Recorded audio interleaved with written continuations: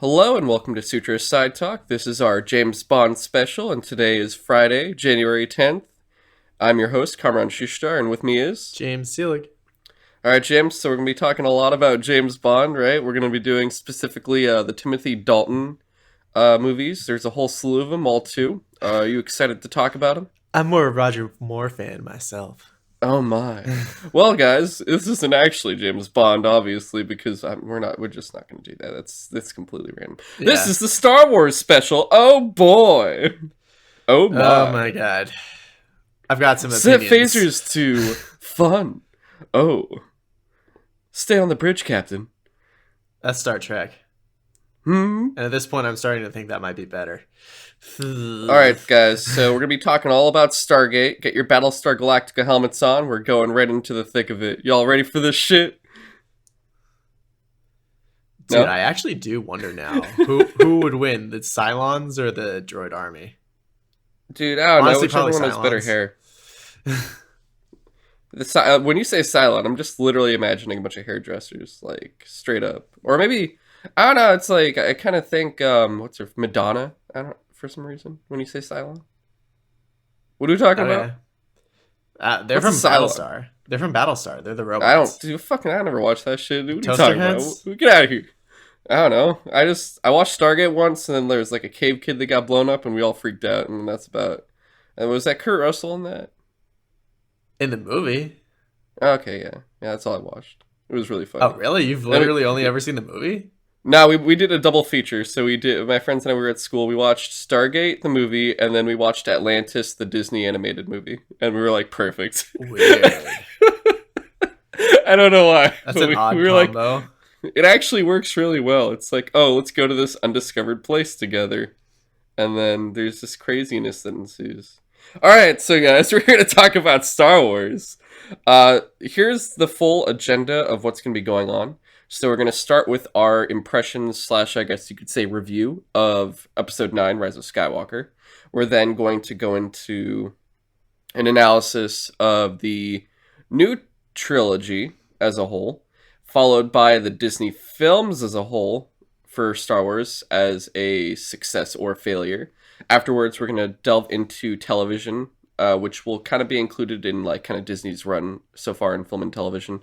But we'll be including just because I'm the only one that watched Rebels, a quick run through of just if Rebels was a success, Resistance, the other show, and then of course our review of The Mandalorian, which honestly, quick spoiler, guys, will probably be the most positive note on this podcast, probably. Possibly. And after that, we're just going to talk about kind of Star Wars post Skywalker saga. What's up ahead and what's not coming up and what is coming up, if that makes sense. Like canceled shit and stuff they've confirmed. Yeah. Okay, so let's start with Rise of Skywalker. James, how many times did you watch it? I've seen it twice now. I saw it opening night with you at like 2 a.m. Oh, yeah. Yeah, it was like kind of fun. But like at the same time, I was like, did I not like this movie that much because I was tired? And then I watched it again like a week later with my brothers. And being fully awake, I hated it even more. Oh, yeah, dude. It's one of those things. I watched it.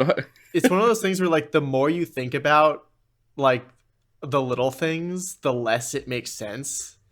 And I was just like, literally getting like mad watching it the second time. I'm just like, so stupid. This makes no fucking sense. You just sound like me during Last Jedi.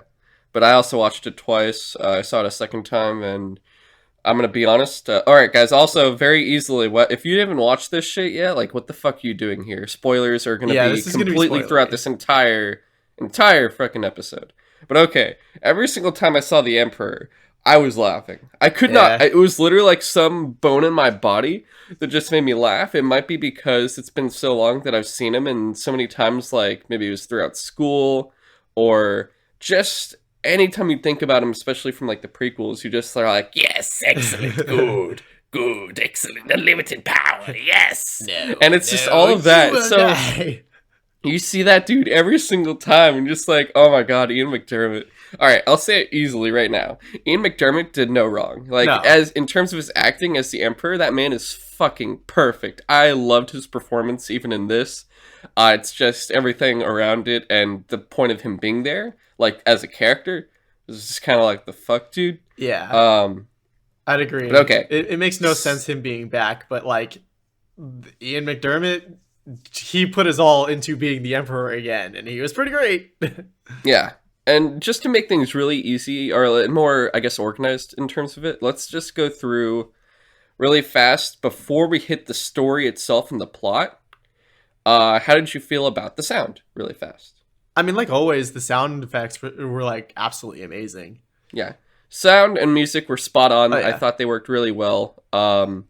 I would say the music this time, there wasn't a defining suite or song that really hit it as much as I would say is Force Awakens or Phantom Menace, Revenge of the Sith, kind of like Duel of Fates, that kind of thing. yeah, The music in it was just, it kept you going. It didn't take you out. It didn't do anything too crazy, but John Williams kind of keeps a consistent tone with it, I'd say. And then, of course, the sound design for it, I thought, did its job. There was also, like, there's certain times that you hear something and you're just like, oh, shit. There wasn't anything too crazy, but it, like I said, didn't do anything to take you out. It just did its job and kept you infatuated with the movie. How would you say about the kind of like cinematography itself? You got your J.J. Abrams lens flares, of course, as always. yeah. I don't know if this counts as cinematography, but definitely like the first third of the movie was like edited way too quickly, or what? I think that's Are you poorly talking about worded. like the pacing? The Or pacing was the? just like way too fast. Oh, that's. I would say that's more than of the editing than the Okay, so I guess cinematography. But cinematography, like, there's definitely pretty shots in this movie. I mean, oh yeah, like the shot. I mean, it's in the trailer, but like the shot of like the TIE fighters flying into the ice planet to like catch the Millennium Falcon, like oh that was yes. pretty cool. I don't know if this is getting into the movie too quickly, but like the light speed skipping scene, as stupid as it was visually impressive. Oh yeah, very much so. I would say it's more of a mix of editing and then, of course, the pacing of the story itself, which we'll get into definitely. Yeah. And then, I how mean, would you say the visual effects were and the practical effects? Uh, I thought they were pretty great. I mean, like, I don't know, like a lot of the at this point Disney like spends so much money on the special effects that like most of the time I like literally can't even tell that it's like CG. It just like it looks like a real world.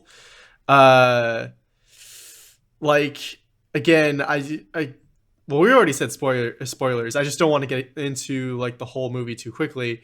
But the scene where where Rey is like basically doing like a forced tug of war with that like ship or whatever with Kylo Oh Ren, yeah, like that was visually really interesting to see because it literally looked like the ship was just like trying to take off, and I couldn't tell if that was like a practical effect ship that they just like filmed in miniature or if that was actually CG. And then again, spoilers, when she like shoots a bolt of like force lightning at it and it just explodes.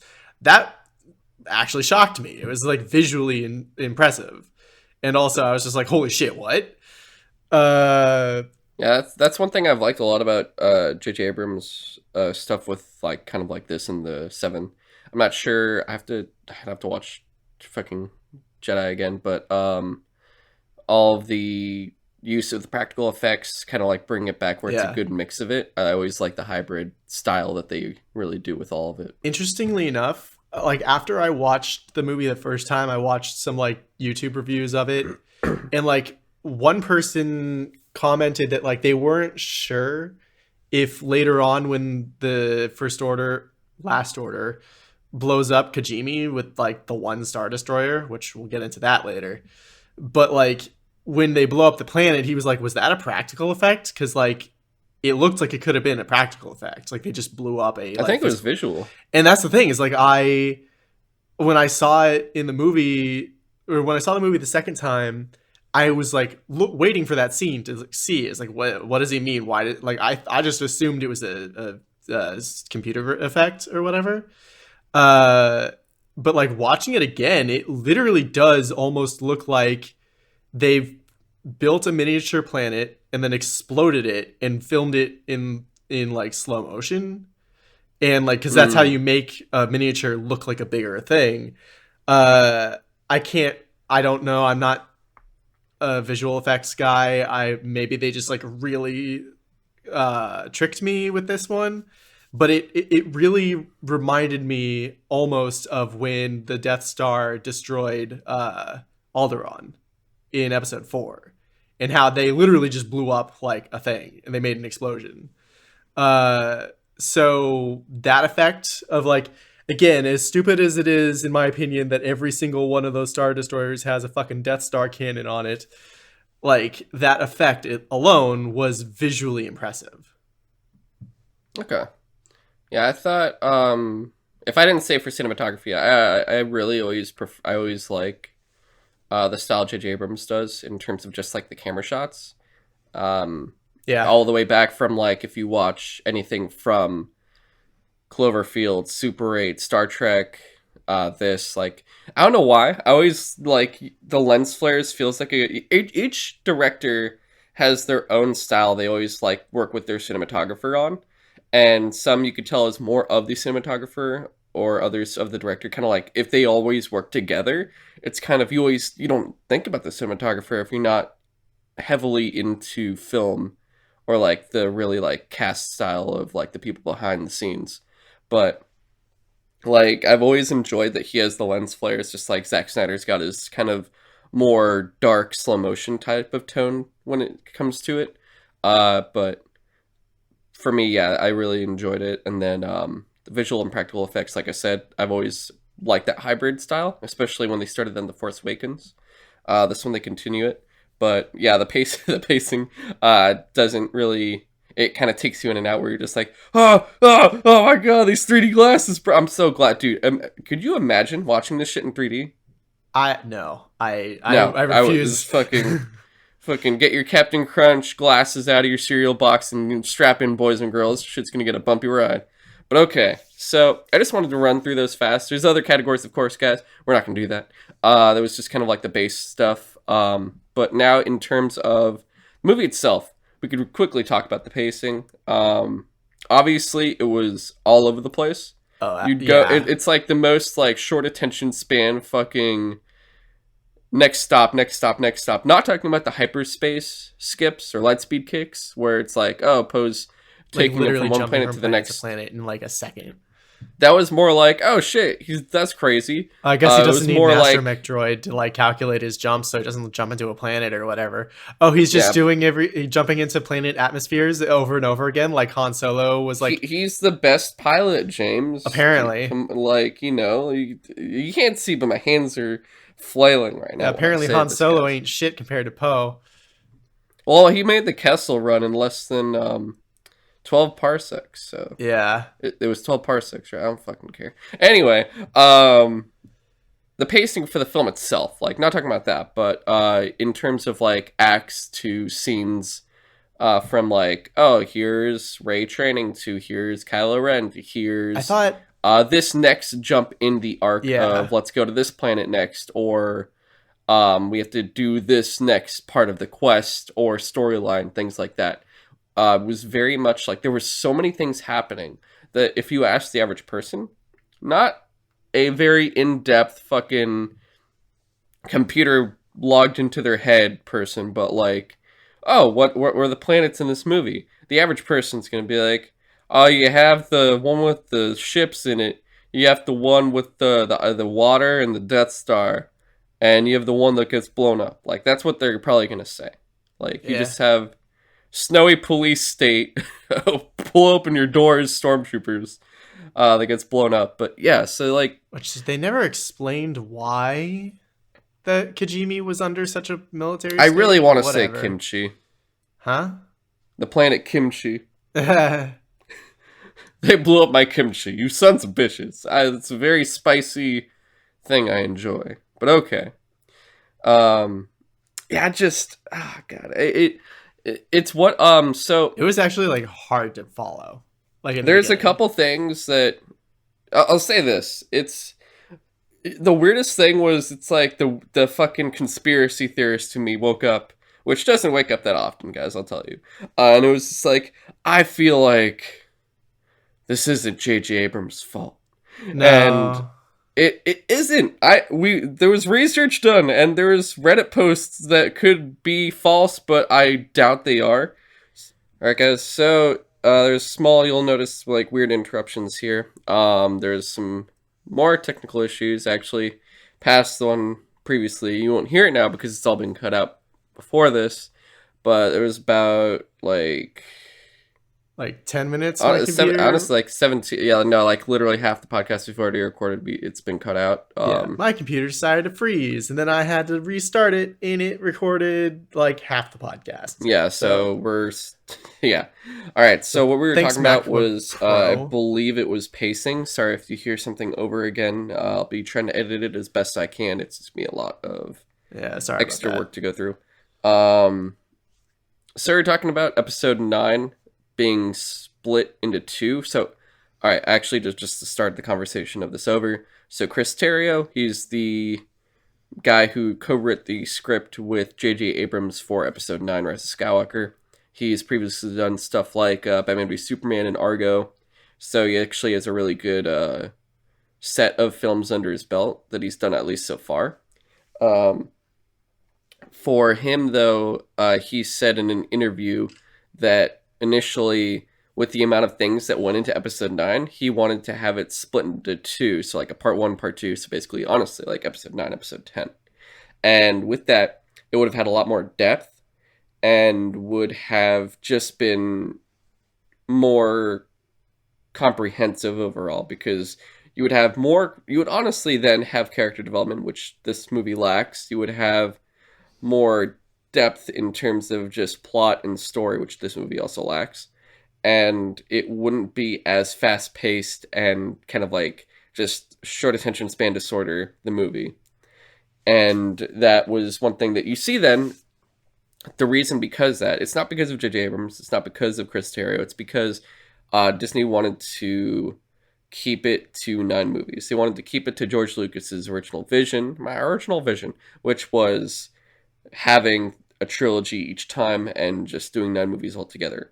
So Which because is of, like a nice, neat package, I guess. which does make sense. The only issue is because this trilogy is very itself contradicting of itself. It then made it so to make it necessarily a more cohesive trilogy, or in to make it on yeah, to make it a more cohesive trilogy, it would have had to be a quadrilogy, which would have been 4 films. But then it would have ruined that whole trilogy order, 9 episodes, that whole thing. Which honestly, I'd rather, it'd be cooler to see it end with an X, because I don't know, just personally for me, I think that's kind of, it's cool to have 10. Like the Roman numeral of 9 is just very much just kind of like, oh, this is whatever. Yeah, it But would have been interesting. yeah, but it didn't, and we got this. So, but that's at least the explanation for why this is the way it is, and why it's like they didn't have full control or anything like that. It's very much you have Disney overlords looking over your shoulder and telling you exactly how it's supposed to be in a lot of ways. Yeah. And so we're moving then from this to talking about the characters. I believe that's where we were previously on it. I'll double check again Yeah. but after this. But uh, just in terms of the characters themselves, the main ones, of course, we're just going to be talking about. So Rey, Kylo Ren, Finn, Poe, and in this case, too, you can consider. I don't know if you want to include the newer characters like Carrie Russell and Naomi Aki's characters. I already forgot their names. Naomi Aki was the leader Oh. of those ex-stormtroopers. They're on those horse Yeah. things. And then Carrie No, Russell was that bounty hunter we should style talk character. about her for a minute. Cool. And then, of course, Just Lando. to, And then definitely we wanted to talk about Rose. Do you want to just start with her again and just run through fast about yeah, that I think whole we talked situation? a little bit about how they handled Leia too, but I'm not sure if we. Yeah, we tackled both at once. So sorry guys if it's more of we just talked about this literally like 5 minutes ago, 10 minutes ago. Yeah. But so the whole issue with Rose in this one, which I stated before, I didn't like her in 8. her whole thing was unnecessary because that whole arc she was in was unnecessary. So Yeah, it altogether just kind of was a waste, and it just wasn't needed. There was no point of it, and I it didn't think. do anything for it. For Finn, I will get to Finn right after. So basically, Yeah. I uh, think personally, I thought Rose as a character was fine, but I do agree with you that her entire story arc for episode 8 was like completely unnecessary. yeah, I honestly didn't like the heartwarming shit either because it was just like, oh, these Oh no. animals and the fucking Yeah, no, that shit was a love. We have stupid. to defeat them with love. Well, Like, I don't. Yeah, no, that I didn't understand. It's like you're trying to save the rebellion, and you're like, no, but we got time to free these horses or whatever. It's not like they're just gonna like, you know, find them later and just put them back in the stables. yeah, and it's God, I just didn't care. Anyway, so the whole thing was, oh, why is she like not in the new movie and she's like barely in there? So she was Yeah, supposed to be in there more, but her purpose in this one, her purpose in the last one was literally just to complement Finn's storyline. That was it. In yeah, this one, her point is to be an anchor for Leia. So the way they did Leia in this was, which I'll say once again, uh, first time for you guys to hear it, but this is nothing in regards to Carrie Fisher and how she passed away, anything else like that. This is specifically for the character she played that is unrelated to the actual actress for Leia. But they took parts of Leia's scenes that were deleted in episode 7 in Force Awakens, and they basically were able to render her into, or basically place her into episode 9 to finish off her character in a way that didn't have someone else playing her necessarily or sieging her like they did in Rogue One, but instead just like made her there as the actual person. And then they had to work around it a lot, which was probably another. Doing all that honestly was a con to the movie. It was something that would diminish the movie because then you can't have the original thoughts you would have for it, and it makes things more difficult. like it was definitely a challenge to work around the death of such a prominent actress in the entire series. Yeah, and like I said before, they probably could have fixed it a lot better in 8. They could have did things to make it more cohesive. It would have been darker, but it would have been better. It actually storyline would have been better. It would have been like, oh shit, she's dead. Damn, that's crazy. They killed her, Yeah, but they didn't. And then we deal with this. So, they couldn't get all of. So they wanted to have more of her in there, but not all of the footage they tried to use worked well with this. So it didn't transition over smoothly, and it didn't stay up to standards of what they were trying to do. So they couldn't put it in. And those scenes also basically had filmed for more of Rose's with it as well. So because of that, that is what cut out more of Rose's screen time, which would have had her in it more, but it would have been the same role. It wouldn't necessarily be anything different with what's going on with her character, but you would have seen her more often, you would say. yeah. As far as what actually happens in episode 9, all we get of Rose is just her seeing Finn as he's about to go on like the Millennium Falcon to like go off with Rey for the rest of the movie, and she just says like, "Sorry, I can't go with you. Leia wants me to like study old Star Destroyers because I'm an engineer. yeah." Yeah. So which makes sense, but you know it's also like, but why wouldn't you? You're assuming that they're the same exact design as the previous Star Destroyers, which they obviously aren't. And also, wouldn't Leia already be pretty familiar with the old Star Destroyers? But whatever. Who knows? But, I mean, whatever. So, that character, like, there's nothing new, really. Like, it's not necessarily the whole thing with Rose, like I said. She's a complementary character. She's not a main character. She doesn't stand on her own. She doesn't have her own arc. She just is there to support someone else in both movies. So nothing necessarily really changes. You just think it does because she was more with Finn that whole time in the previous one, and there was more emotion and things like that.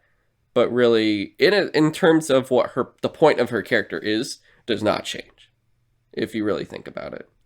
And then Basically. with Finn, which works with this as well, is it's just so like you have his character flourish and kind of grow in Force Awakens. Like you're understanding what happened with his character, and you get his arc, which is the guy that's always running. Basically, he wants to run away from the problems that he has, There's whether that. it's I also just thought it was really interesting that he was a stormtrooper that defected, yeah, which is something we don't see that often. yeah, and it made it really an really interesting part of the story. Like when you watch Force Awakens, like he's one of the two most interesting characters for the most part. Kylo Ren and Poe as well, but like him and Rey, like you're the two characters you're really following throughout this movie. Oh yeah, And in Last Jedi, they just rinse repeat. It's just a different reason. Instead of him just caring about himself, now he's caring about Rey, and it's still him just running away and then trying to overcome that and fight for something else, basically, just like the last one. So it's really, they do the exact same thing. There's nothing different, and they don't develop his character whatsoever. And then you get into this one, and it's like I said with the pacing, it's not depth with characters or anything else like that. It's very much just let's go through these actions, and it's over. We're not really developing these characters anymore for the most part, except for the slightly for just really Rey and Kylo Ren. Everyone else, not at all, and that makes his character suffer more. And with it, you kind of just you only have one movie where his character's done well, and then after yeah. that, it's just like fuck. Okay, Honestly, after episode 7, Finn is basically pointless, yeah, and that which leads is us sad because I really liked him in episode 7. yeah.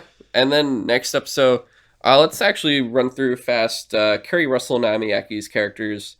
Kerry Russell plays. Well, actually, we'll do Kerry Russell right after because we could just transition from her into Poe.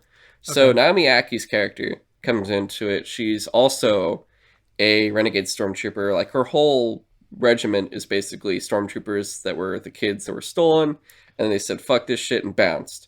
Yeah, And which that I felt was a little unbelievable that like because basically that gets introduced when they're like fixing up the Millennium Falcon and she's like giving Finn parts to fix it up and he's like, hey, this is a first order part, where'd you get this? She's like, oh, on the other ridge over there we've got a whole Star Destroyer that my regiment like stole when we defected. And I was like, are you fucking serious? An entire regiment, like every single stormtrooper defected at once. What, like they must have been ordered to do something like absolutely heinous for that to happen. which isn't necessarily far fetched if you really think about it. Like For there sure. are times where dumb shits happen before. And the First Order is not as organized, I would say, as the Imperial Empire and things like that. Like, I mean, you have the Imperials are I more guess like so. calm, collected dudes that are like, all right, do this, and you just see their discipline. And then you have the First Order, which is a bunch of dudes that keep shouting and look really angry all the time. And Yeah. you're like, what the fuck? Like, does anyone not have any fucking like? I don't know. They lack discipline. The First Order just Yeah, lacks dude, discipline. It's just a bunch of angry the people. the captain of the Dreadnought in episode 8 was just like fucking furious the entire time. Ah! What are we waiting for? Fire on the base! Fucking lame as shit. Yeah, so her character itself wasn't necessarily bad. It's just like you're coming in at the very tail end. You're nearing the finish line and you just see someone else enter the race and you're just kind of like, the fuck you doing here? And it's not like From what I heard, there were also scenes from her storyline cut where they were supposed to infer, I guess, that she was actually Lando's like stolen child.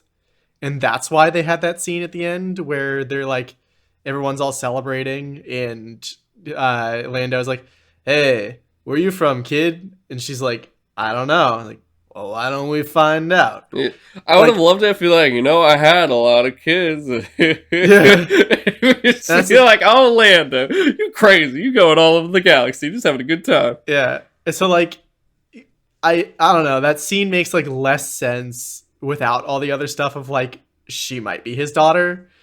But yeah, like without all of that stuff, she did seem mostly unnecessary. Other than she just like helped rebuild or fix up the Millennium Falcon at one point in the movie, and then for whatever stupid fucking reason brought Cavalry charged the horses. Star Destroyer, quick. Yeah, Which, like I mean, they're like, oh, we can't deactivate their speeder bikes. So they're not on speeder bikes, they're on the horses going down the ship. yeah, Oh, I was okay. just like, what? How did they even get the horses on that transport? It Well, you see, they herded them on, and then from there, they were like, all just right, seems like let's get such a off of fucking it. hassle I for I don't like know, man. one cool shot in the movie. Let's watch the fucking movie, man.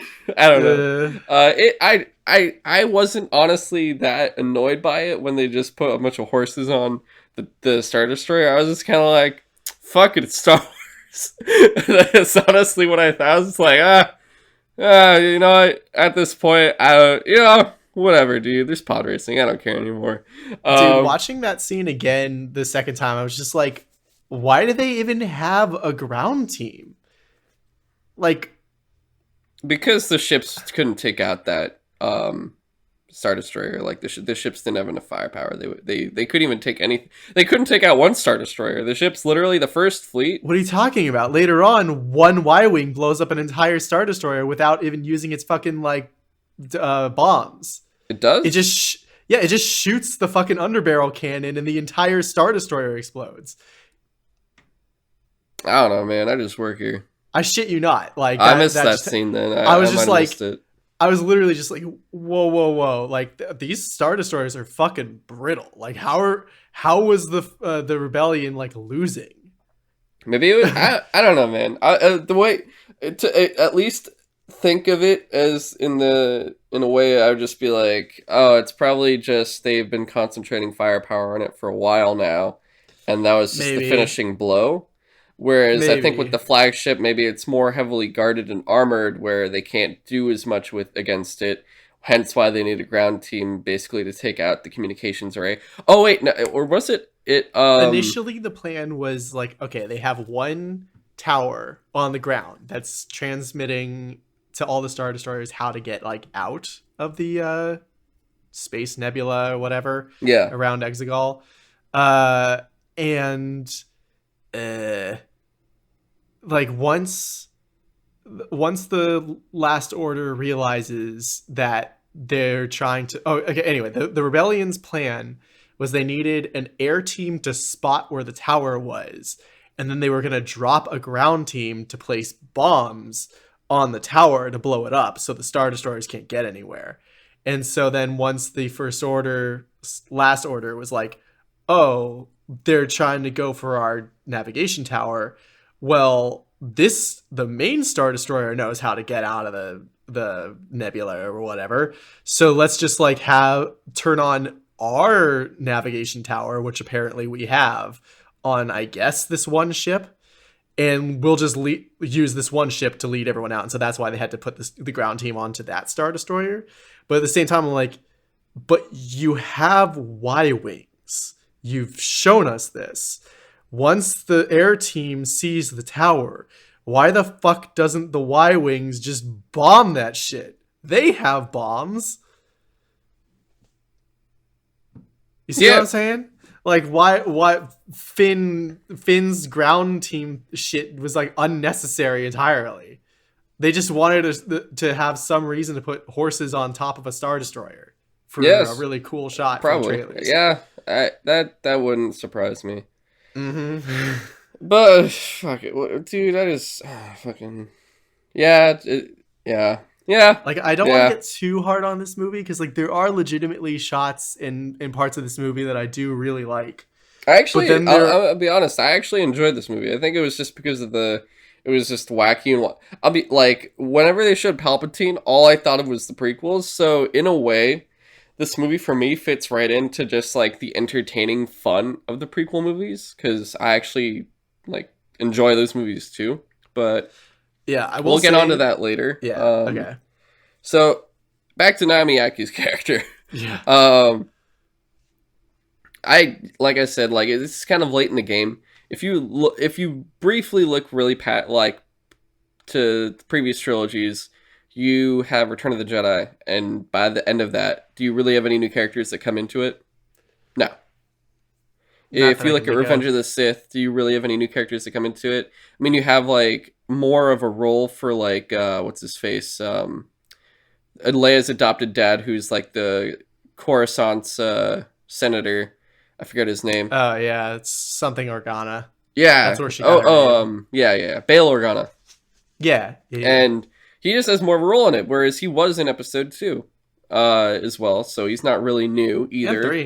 He Um, was huge. Yeah, no, but I'm saying like he had more of a role in 3, but he was still in 2. Like there's no like you don't necessarily add these people to anything.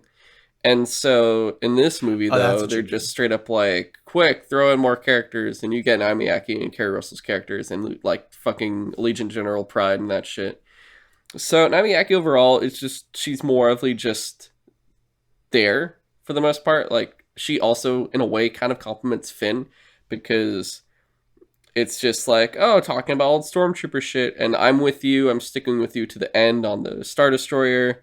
Um, Yeah, I think she's they more of tried to the use that scene to say like the Force is what like convinced Finn and like Naomi Aki's character, I can't remember her name, to like defect because they just like they described it as just like a feeling. Like they both had a feeling that this was wrong, and they yeah, just like stopped being a stormtrooper. and So like I think that was the whole point of her, I yeah, guess, because they it's like also I had didn't.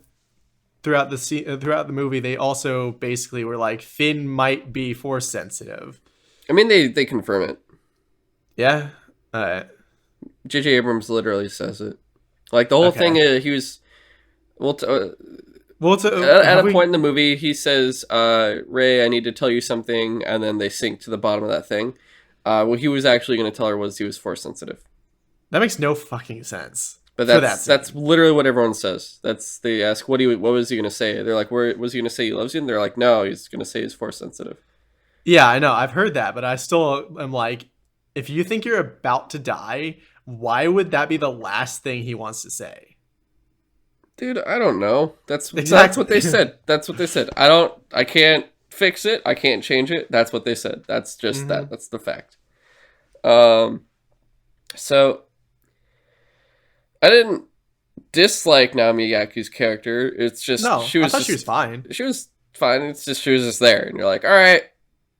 And then we go to Kerry Russell's character, who is basically Boba Fett bounty hunter, Phasma Zora replacement Bliss, style. I Yeah, Zora think. Bliss. And you're like, well, Phasma's gone. We have to do something. And Yeah. it's straight up like you need another helmeted character that's just like cool looking, that stands out slightly. Maybe people like that action figure. And Yeah, I mean, I liked her suit. I liked how they introduced her, where like Poe is like, okay, we got to go to Kajimi. I know some people on Kajimi that could help us out here. And then like he's about to turn a corner and she just like puts a gun to his head and she's like, I can't believe you're stupid enough to come back here. I'm going to blow your brains out. And I mean, yeah, she doesn't. But like I thought she was a cool character. It's just again, unfortunately, her story arc was also like fucking wasted. it's really just there because they're like, oh, we need to have C3PO translate Sith shit, but we have to reprogram him to do so. Yeah, it's like the And Republic law or whatever makes it impossible for him to translate Sith because apparently that's illegal, even though the old Republic, not even the old Senate doesn't even exist anymore or whatever. So like the laws he's programmed to follow don't even exist anymore. But whatever. Anyway, yeah, they go to that's Kajimi how he's programmed. to get Babu Freak to like undo that shit, which Yeah, apparently is going to which wipe his memory, but not really because there's a backup on R2D2. So he's everything. It's like one of the reoccurring things I had wrong with this movie is like there's a lot of like stakes that they throw out there that they're just like one scene later or two scenes later they're like, oh, never mind, everything's fine.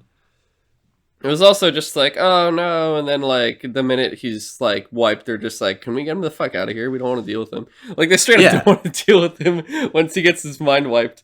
And That so was funny when Poe was like, oh, that's gonna be a problem. yeah, he's just like, oh, Babu Fik, my oldest friend. Yeah. And you're just like, what the fuck? That was funny. I actually was laughing at that. It was pretty good. Yeah, no, there were But legitimately funny scenes in this movie. yeah. But with Zori Bliss, for me, like she's she could have been a very much more developed character if they had two movies, because you get that Yeah, sense of her and Poe where it's like, oh, they had a romantic past as well as a professional past at the same time, where they worked together doing more illegal shit because he was a spice runner, kind of basically like the apparently. equivalent of Han Solo being a smuggler. So it's like almost the same fucking thing. And Oh my god, you're right. yeah, that's what the minute they say that, I'm like, huh, okay, great.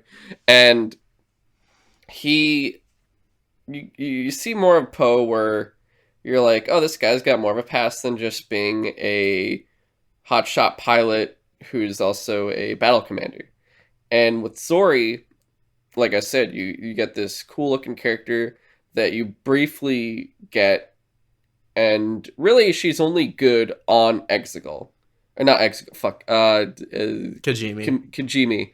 And you get more from her where, I mean, you not get more from her. You get from her, like, her slightly, like, just basically criminal past. She's been trying to get off this planet that I feel like she could have got on a long time ago, but I guess Yeah, I like know, right? because of the fucking Imperial, not Imperial, There's like First an Order. occupation going Yeah, on. because of the occupation, it's hard to get off the planet at this point. So I don't really know what happened previously. Obviously, they'll probably do comics and shit to explain that, most likely, I'd assume.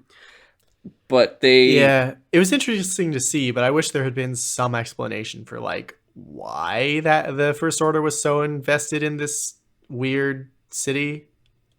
well, they said they took all the kids there, and there was just basically they were finishing off the rest of it. Yeah, Oh, they they already were just like like stealing all the children and they shit. already finished For stealing the, all the children. They were I just see. finishing off their occupation, I guess. Ah, But anyway, with her, like you want to get more, but then you see her later on because they're the whole thing of like, oh, they blew up Kajimi. You assume she's dead, and then at the end yeah, when like nah. this the full She joined the fucking rebellion real quick. when the full fucking fleet comes in, and it's like, look, we've been saved by the world or the galaxy of people. And it's like everyone's here, friends alike. Oh She boy! was And it's she like, was the one in hey, the Y Hutch, wing that blew up a star destroyer. She was that one. okay. So yeah, she's like, "Hey, Hutch." So that was post. Yeah, So I was right then. That was post. The fleet, the first fleet, didn't do any damage then, like I said, and that's why they had the ground force. Ha. basically. Anyway, so yeah, so you get her, and it's like, look, Flyboy, I'm here too. And then you have, look, it's fucking character you'll want to merchandise off of later because people love the Mhm. meme shit for this boy. And he's like, yeah, Babu Free God. Everyone's like, woo! You're just like, kill me.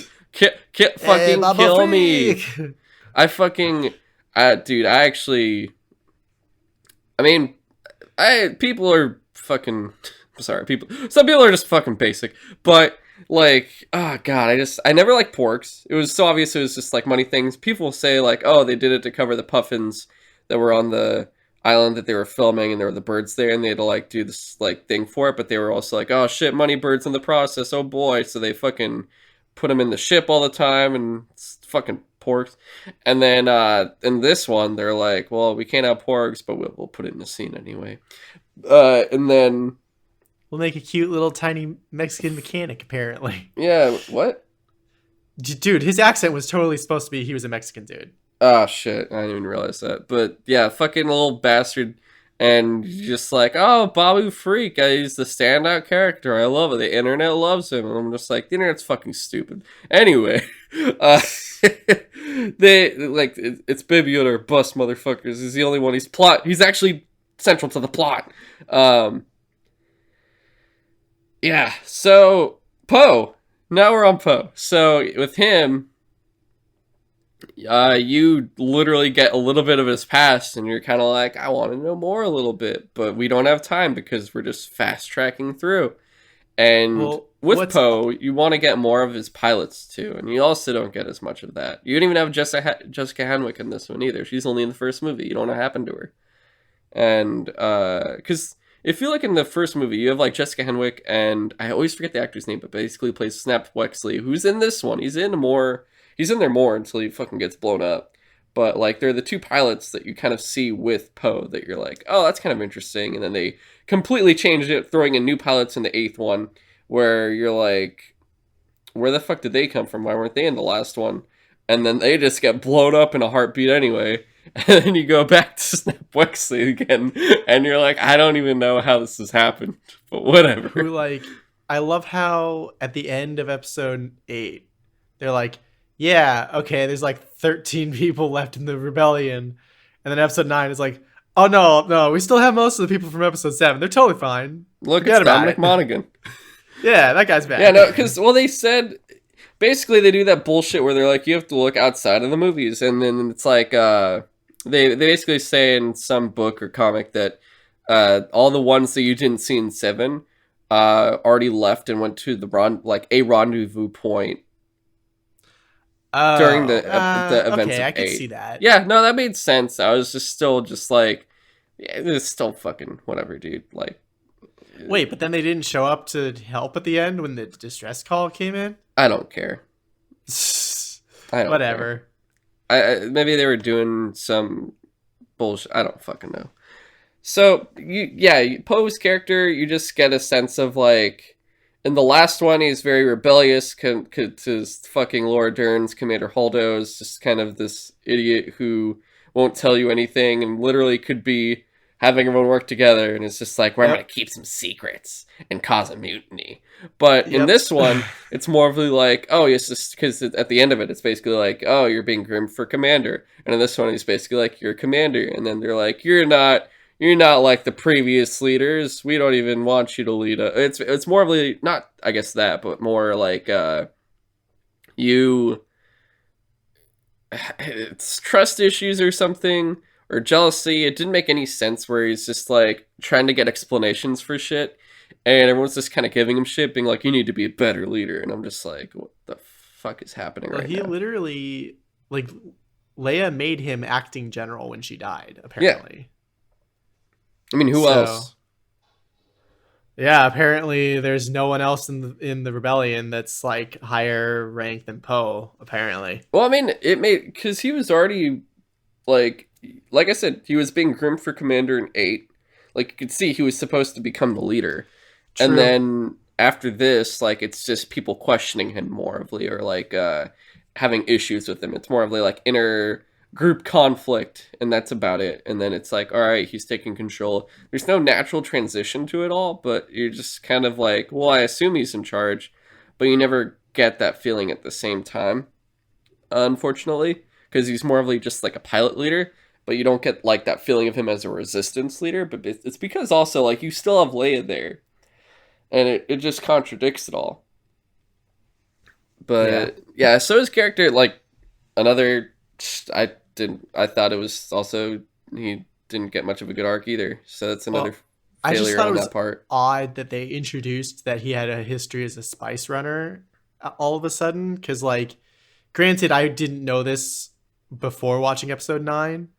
But, like, according to one of the, like, Star Wars, like, visual dictionaries or whatever that they made for episode, like, 7 or 8, like, when they go over Poe and his, like, backstory, he's supposed to have been in the rebellion his entire life. His parents were rebellion soldiers. He's been, like, a pilot for the rebellion, like, literally forever. In the, what is it called? There's a, like, 4-part Star Wars comic that's supposed to take place after 6. And, like, the cover even has, like, the whole gang basically, like, on Endor in their celebration outfits. And it's, like, that whole kind of scene of everyone together. And in it, there's, like, a guy named, like, Sergeant Dameron. And it's just to be his dad. Yeah, so, like, I don't know. Maybe it's not impossible that at some point in his life he did say, like, fuck you, parents, and just, like, went off to be a spice runner for a bit. And then, like, realized, like, oh, maybe there's more to, like, this universe or galaxy than, like, being a spice runner. So, like, maybe that's when he joined the rebellion for reals. But, like, I don't know. I just thought, like, I don't know. Poe was one of my favorite characters from episode 7 because I thought he was so interesting and cool and, like, a legitimately amazing X-Wing pilot. But, like, I don't know. I just thought he was, like, weird in this one. Yeah. I'd say so.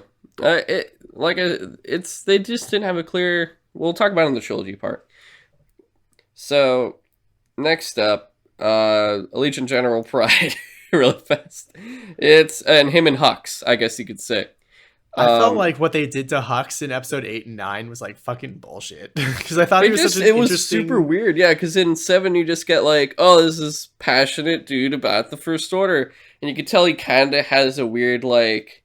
You can see by his face when he Like, sees he Kylo Ren, legit. he's like snarky, of like, "I'm the better son" or Yeah, no, he something. legit loves Snoke and the First Order and truly believes in it. And then in episode 8, they like use him for like comedic effect. They like have Snoke slap him around a bit. And And then like, 9 is still in the beginning comedic effect, and then yeah. it's just like you're And gone. they, yeah, like again, I guess spoilers was just like he ends up being the First Order spy. And I was just like, are you fucking kidding me? Like, their spy is like basically the first in command. That's Yeah, like literally, fucking until insane. Illusion General Pride comes in, you're like, who the fuck is this guy? When did he come? And he's like, Star Killer Bases, blah, blah, blah. And you could see, like, that sense of him and Oh, that scene introduces a Hux, problem like, I have later on, where he's like, if we accept the Last Order fleet, they'll increase our forces 10,000 fold. I did some yeah. math on that, so we'll get into that later. But We actually like, already talked about that. no, that was before we started recording. I thought, no, you did, oh, did you? That was Oh, before we God, started okay. recording because I was like, I just want to talk about it for a minute, but we'll get into it later. But like, I guess when we talk about the movie as a whole, I don't know, but like, yeah. So I just didn't buy that Hux would flip on the First Order for something as petty as literally his reasoning was just like, I don't care if the rebellion wins.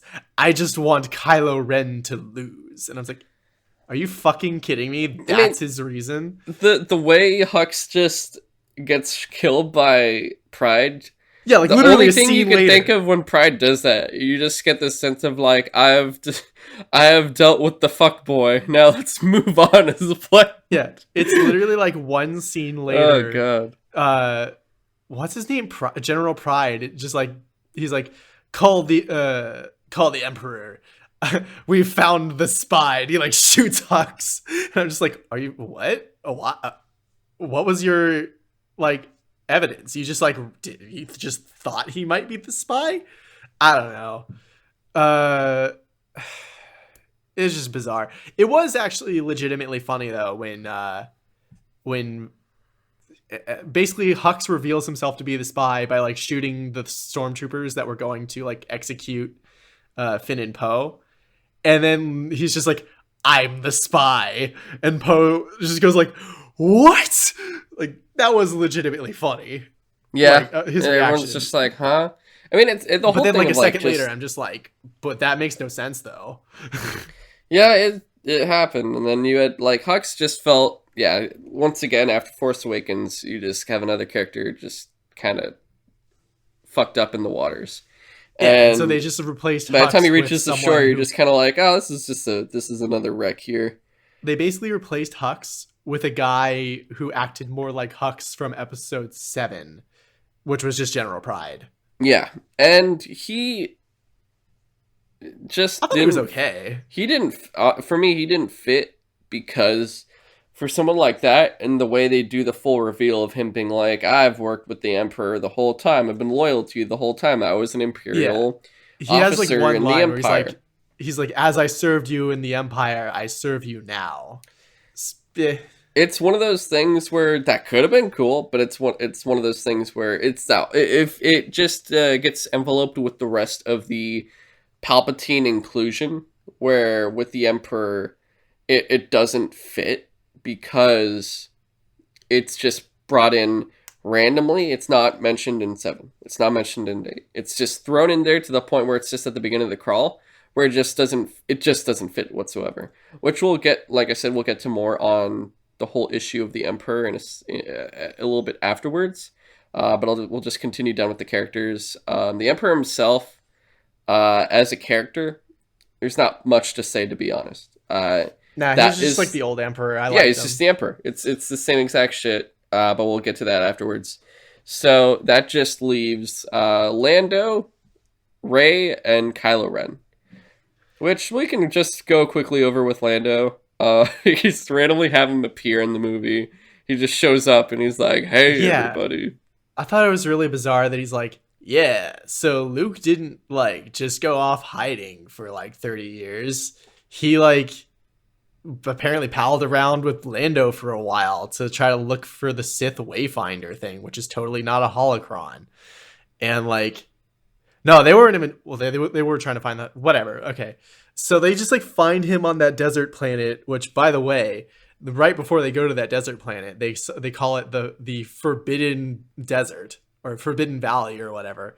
And then there's like a huge fucking Burning Man parade there that again apparently only happens every like 42 years. So the chances of them showing up then is insane. But like, how is it forbidden if people party there all like every once in a while? Yeah, and you're Whatever. just kind of like, that was okay. Effects wise, that But was the anyway, only I thing I guess had a problem with because you just get this random thing and you're just kind of like, fuck, what the fuck's I don't care. I don't care. I really yeah. don't. And again, it was And visually interesting, but like I no, not even. I just didn't. I didn't I like any of it. I I didn't like think it. I just was like, can we get the fuck out? And the minute they show the kids laughing and the little kids with the little fucking the snout faces because all these uh pig people, I don't know why. When you see the laughing kid, I was like morally just repulsed. I was like, ah, kill them all, destroy I don't them, know. I thought it please. was okay. It kind of reminded me of like the Ewoks or whatever. Eh. Nah, those kids were creepy as I also fuck. liked the I don't know if I'm getting the name of the celebration wrong, but it reminded me of the Indian like festival of colors or whatever, where you just Yes, like I had a very big Indian vibe from this as which well for I Indian really culture. like that the idea of that celebration. I think it's a really cool idea, like just like throwing colors at everyone. It seems like really fun. So like I liked that visually in the movie, but like again, the fact that it's in the Forbidden Valley makes no They fucking also sense. shoehorn the question of "What's your last name, Ray?" And you're like, "What the fuck? Yeah, that No one was ever fucking asked stupid that. and I'm unnecessary. just Ray. I'm just Harry." But I guess back to Lando, him being in that desert for like however many years, like for no reason, makes like no sense. Well, But it no, he was wasn't cool there to the see whole him back. time. He's just like, it sounds like he met them there. Like Leia was like, "Hey, blah blah," and he's like, "Cool, I'll show up over there," and he just appears. Like he wasn't there that Okay. whole time. So he just Definitely like not. did Leia send him because he knew that place because he had been there with Luke before? Probably, and Okay, that makes more and sense she was then. probably like, also, it's like he's the last of the friends that she Yeah. knows she can rely on. Yeah, that's true. I don't know. So yeah, you get Billy It D. was cool Williams seeing pop up, and you're just like, okay, I thought it that's was cool weird. seeing him But I again. also like Billy D. Williams, and I like Lando, Yeah. so I'm not going to complain for the most part. Like he And did have one of my favorite scenes, although again I have problems with it. Like at the very end of the like battle, or towards the end of the battle at the end, when everything seems lost and Poe is like broadcasting to everyone, like I'm sorry everyone, I really thought we had a shot, and but like there's just too many of them, and then you hear over the radio Lando say like, "Yeah, but there's more of us, Poe." I thought that was fucking fantastic. And like the fact that like thousands upon thousands of just like civilians show up in their ships to fight the First Order, which again makes no fucking sense because that didn't happen in episode 8 when there were less stakes, but whatever. Uh well, no one cared about Also, the First Order, but everyone's like, I remember the Emperor. Yo, fuck, I want the Emperor again. I think they maybe that was morally, it. the way they do it, they're morally just like, yeah, I Emperor's a bigger threat, but also it's J.J. Abrams versus Ryan Johnson and what they're gonna do too. Yeah. And overall, Lando I thought was done well. You even get a freaking appearance by Wedge Antilles. Yeah, that was insane. I fucking wait. Okay, we'll talk about old people afterwards. Because that's like my favorite part is just old. I'm like, oh boy, whenever you show me an old person, I get excited in this fucking movie, which is a problem of like, yeah, it's nostalgia feeding, but it says still something if that's the best part for you personally, or me personally, I guess you could say. Uh, So getting into the thick of it with the whole thing of Rey and Kylo Ren, and they're the only two that actually have stories that continue to develop. Which J.J. Abrams does try to fix the "you're not some no one from nothing" bullshit, but it's in a weird way where you're like, It's so ham-handed. Where yeah, like it's like Kylo's like, your parents were no ones, but that's because they chose to be no ones because they were Palpatines. And I was like, what? That doesn't track, but okay. well, I mean, he didn't know that in 8. He only knew that in this one. No, that's true, but I don't know. I just Because the whole thought, thing is like Palpatine literally goes, "She's not who you think she is," and then he explains it, and then he goes, well, "Oh, no, I I get get that, it." but it's just like, okay, so he could have said, I was wrong. You are someone. You're someone incredibly important. Like, that would have been fine. But the fact that he was like, I wasn't wrong before. Your parents chose to be no one. They did still sell you. Money changed hands I there. just don't want to be wrong. But like you like okay, your parents were no one, but you're someone cuz you're Ray Palpatine.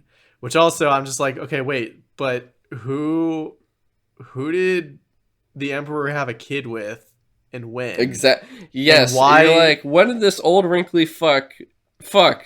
yeah, and Like, like why like is his what? son not important? Like why is his son not force powerful? Like why is he not a problem? Like It why is brings in a Ray lot way more of important? issues. Yeah, and it's not much to discuss, to be honest. Like it's very much just like the fuck, this wasn't good, Yeah. and it's really honestly the easiest basis of it. But at least for Ray herself, you get this like, you could tell they're like, oh, I'm sorry, what happened with 8? Let's try to fix it in 9. But also, here's all this kind of shoehorned in shit. And for her itself, too, like, in a way, she does develop still as a Jedi. But for the grounds of her character and everything going on with everything, it was still hard for her to come out unscathed, which she definitely did not come out unscathed. Like, you feel like there should have been a lot more for her, even with it still being her as the main character. It doesn't feel like she got her just dues, especially with the storyline that was implemented in for her. And if done differently, I felt like it could have been a lot better. Like, you even get this whole like giant thing of like the Jedi are all behind you, Rey, which is kind of, it was cool, but at the same time, I'm just like, that's it. I just felt like I needed more of her character to develop too. Like, for as much as I think they could have developed Finn and Poe specifically, and like done more with these other side characters, there still could have been a lot more done with Rey as well. And that's also another part that just kind of takes you out of it, because in a way, like, you still get the most of her in 7 of like everything about her, and then in 8 they try to sort of develop it, but it's really just her trying to figure out who she is, and then it turns out she's just Rey. And in this one, it's like, well, you're more than that, but it's this, and you're like, fuck, just it drags into another to be continued into a later conversation we'll have briefly after this. And personally, like I said, I think there could have been a lot more done for her, but it's at least in a way better than what everyone else got. It's still not as good as I would have hoped at all. Yeah, like she definitely gets stronger with like using the force. Like she gets way more control than like we've Oh yeah, she basically ever learns a seen lot anyone from the use. books, and those books really teach her more ways of using the force. And you're supposed to be you're supposed to assume also that Leia has been training her to an extent as well. She's like, oh, Well, yeah, okay, I mean she had to master. learn force healing from somewhere. So that just Honestly, seems probably the books. complicated. I think like I said, she had all those books. Yeah. I don't know, but she did refer to Leia as master. I know, that's what I just said. Yeah, but that implies that Leia is like master level Jedi, but somehow didn't complete No, her training. no, that's not what that means at all. What do you? Just Well, I because thought that's literally. I thought that was like Obi-Wan calling Kenobi Obi-Wan was Master just a Kenobi. yeah, but that was she called him Master Kenobi because that was his master, just like Qui-Gon. Qui-Gon wasn't part of the council, but he was Obi-Wan's master because he was his Padawan. It's the master and the apprentice, not necessarily the rank of master as a Jedi. There's I two thought separate Master things. was just like when you are literally the highest level Jedi you can go, you become a master of being a Jedi. To an Like you extent, don't but you're have to not be on the necessarily council to be a master. okay. Was so in the Clone Wars, Anakin is Ahsoka's master. Was he a Jedi master? Oh, that's true. Yeah. I thought So he you was see just what her I'm saying? teacher. Huh. No, he That's was her fair. master. She called him master. That is true. So what? Okay. Yeah, so that's what I mean. So Leia wasn't a like we don't know if she was a Jedi Master or not, but basically she's teaching Rey what she can, but she definitely because remember they said early on in her training she stopped a lot of her shit. She like kind of forsaken her lightsaber and everything else and just stuck to the more military shit and political shit. So But for she's still Rey, trained enough to have like visions of the like distant future though. yeah, no, I would. That's what I'm. So what I'm trying to say is that those books actually did like. There's a whole point to the books. Like Ray was looking through those books. She read those books. She studied those books. The books Mhm. were the main ways of her learning new things, but Leia also guided her on that journey of training.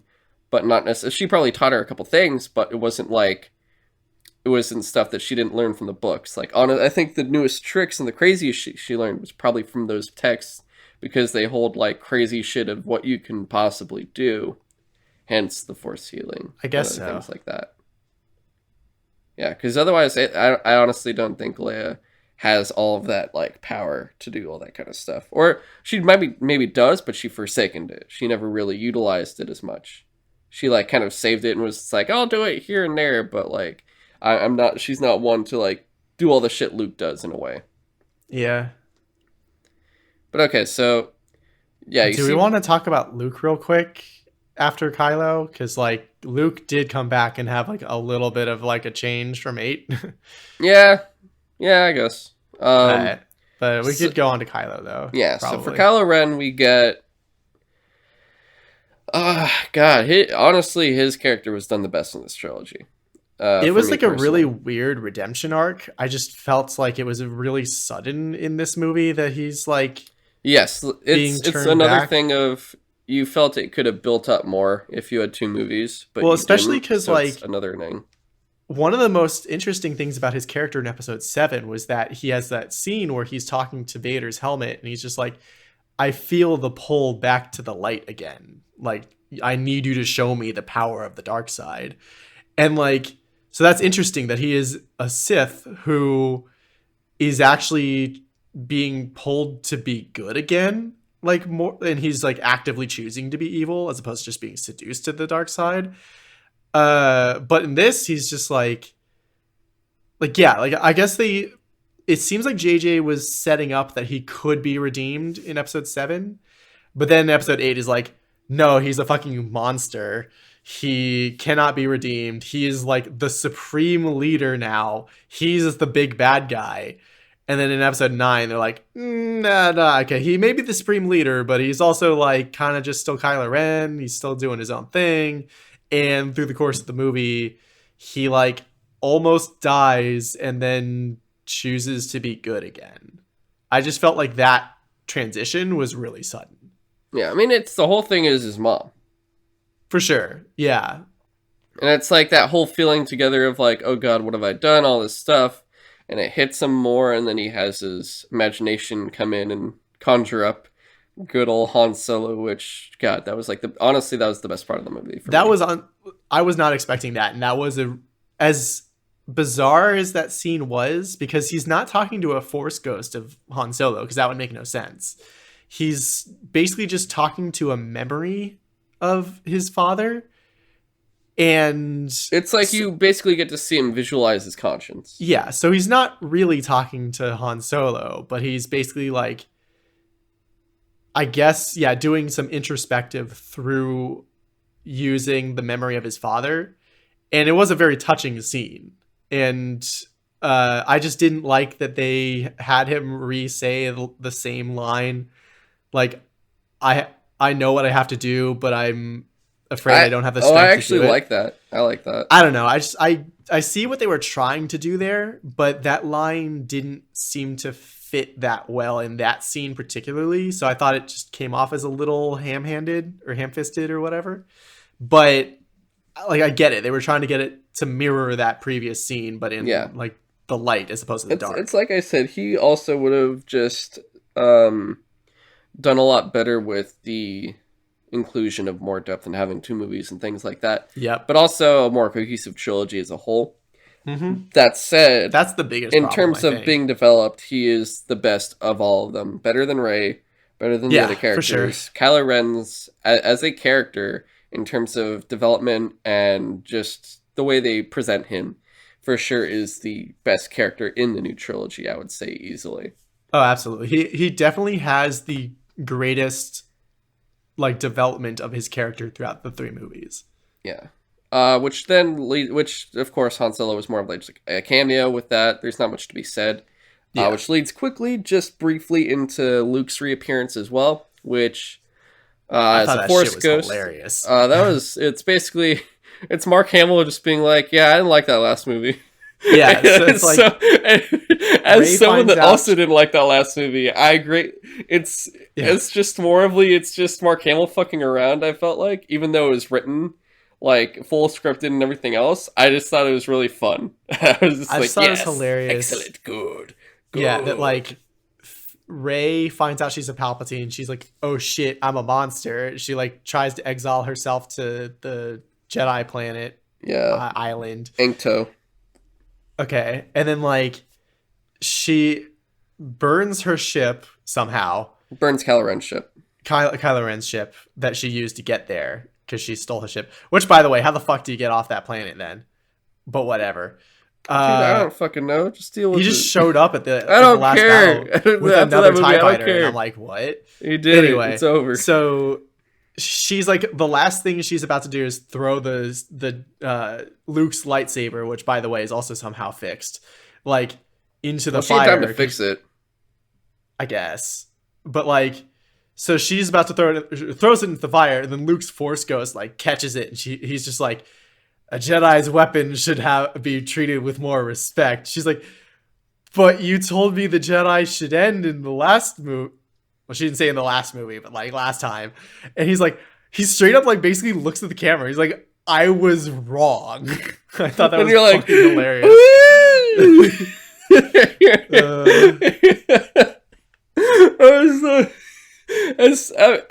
Oh my god, that was great. I thought that was so fucking fun. It was like, it's as ridiculous as you can get, and you're just like, yeah, all right, look, yeah, like dude. You could almost see J.J. Abrams walking into the screen and just saying like, fuck you, Ryan.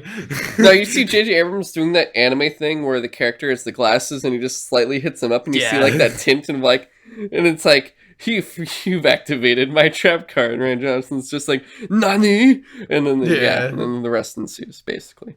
But yeah, it was fucking ridiculous. I like I said, I like that shit because it was fucking just wonky as all hell, and just being like, fuck you, and you're just like, yeah, alright, fucking, I just burn it all down, yeah, baby.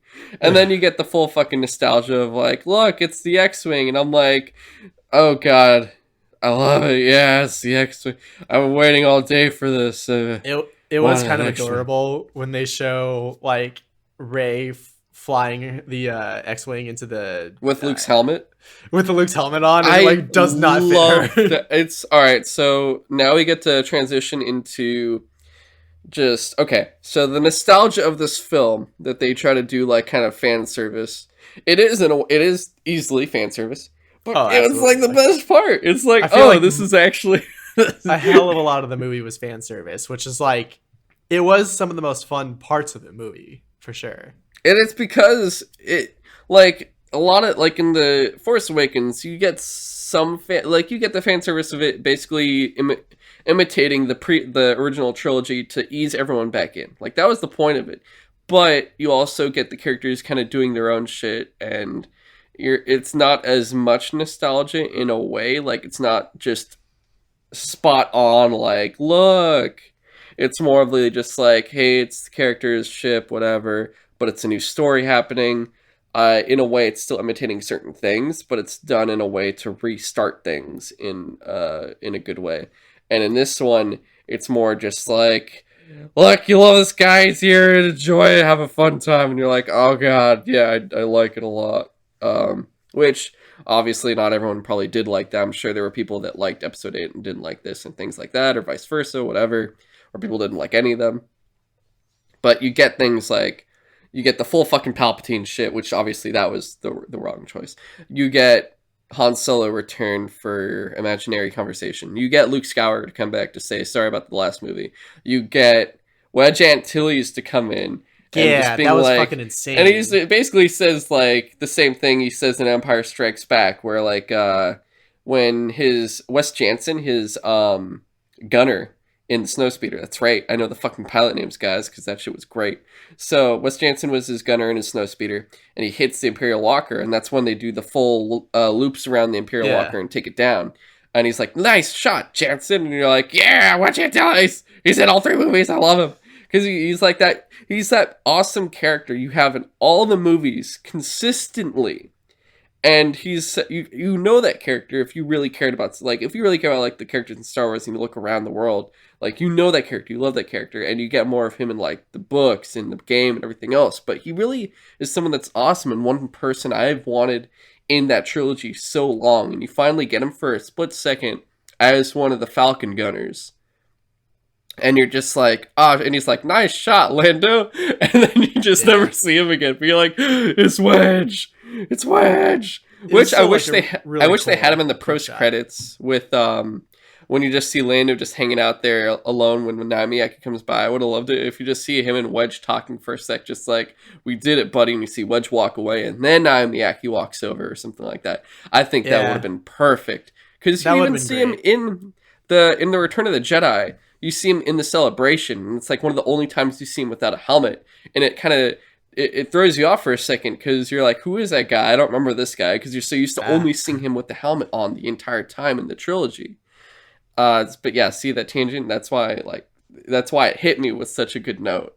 And yeah, so you get Wedge, you get Luke, you get Han, and all of those just, God, those were all the best parts of the movie. Like Han Solo's stuff is like my number one favorite moment of this film. My number 2 favorite moment is Luke basically just fucking around. My number 3 moment is, my number 3 moment is probably the Rey Kylo Ren fight, which ensues that leads into the Han Solo moment. After that, it's just Wedge being like, nice shot, Lando.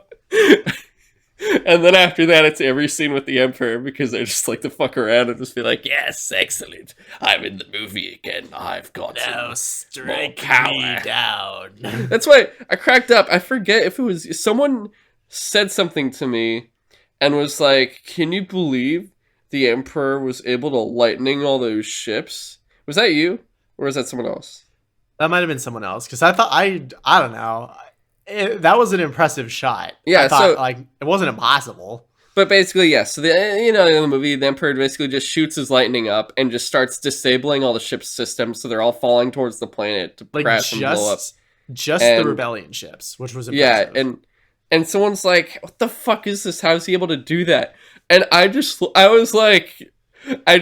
at them and I'm like, dude, he has unlimited power. What the fuck do you think is gonna happen? And they're like, oh yeah. Because it's like in the Revenge of the Sith, he's like, unlimited power.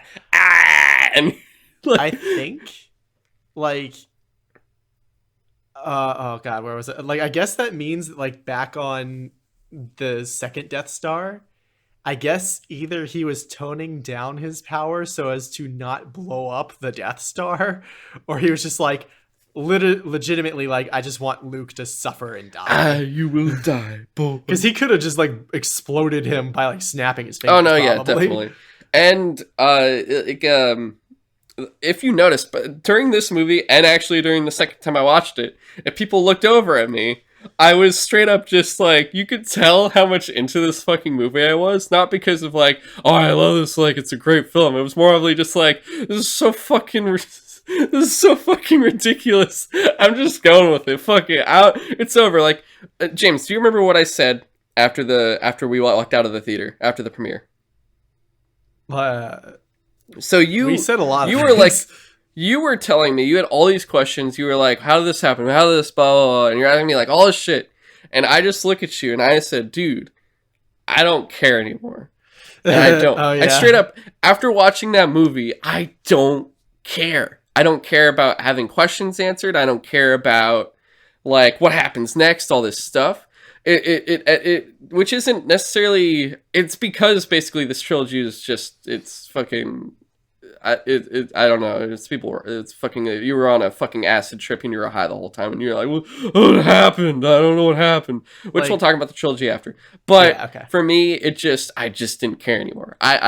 It's not a good thing, to be honest. Like, it's more of the like I've lost that connection in a way, at least for the Disney Star Wars that they've done like this specific Skywalker's trilogy with like everything around it and just the direction Disney's been going with it.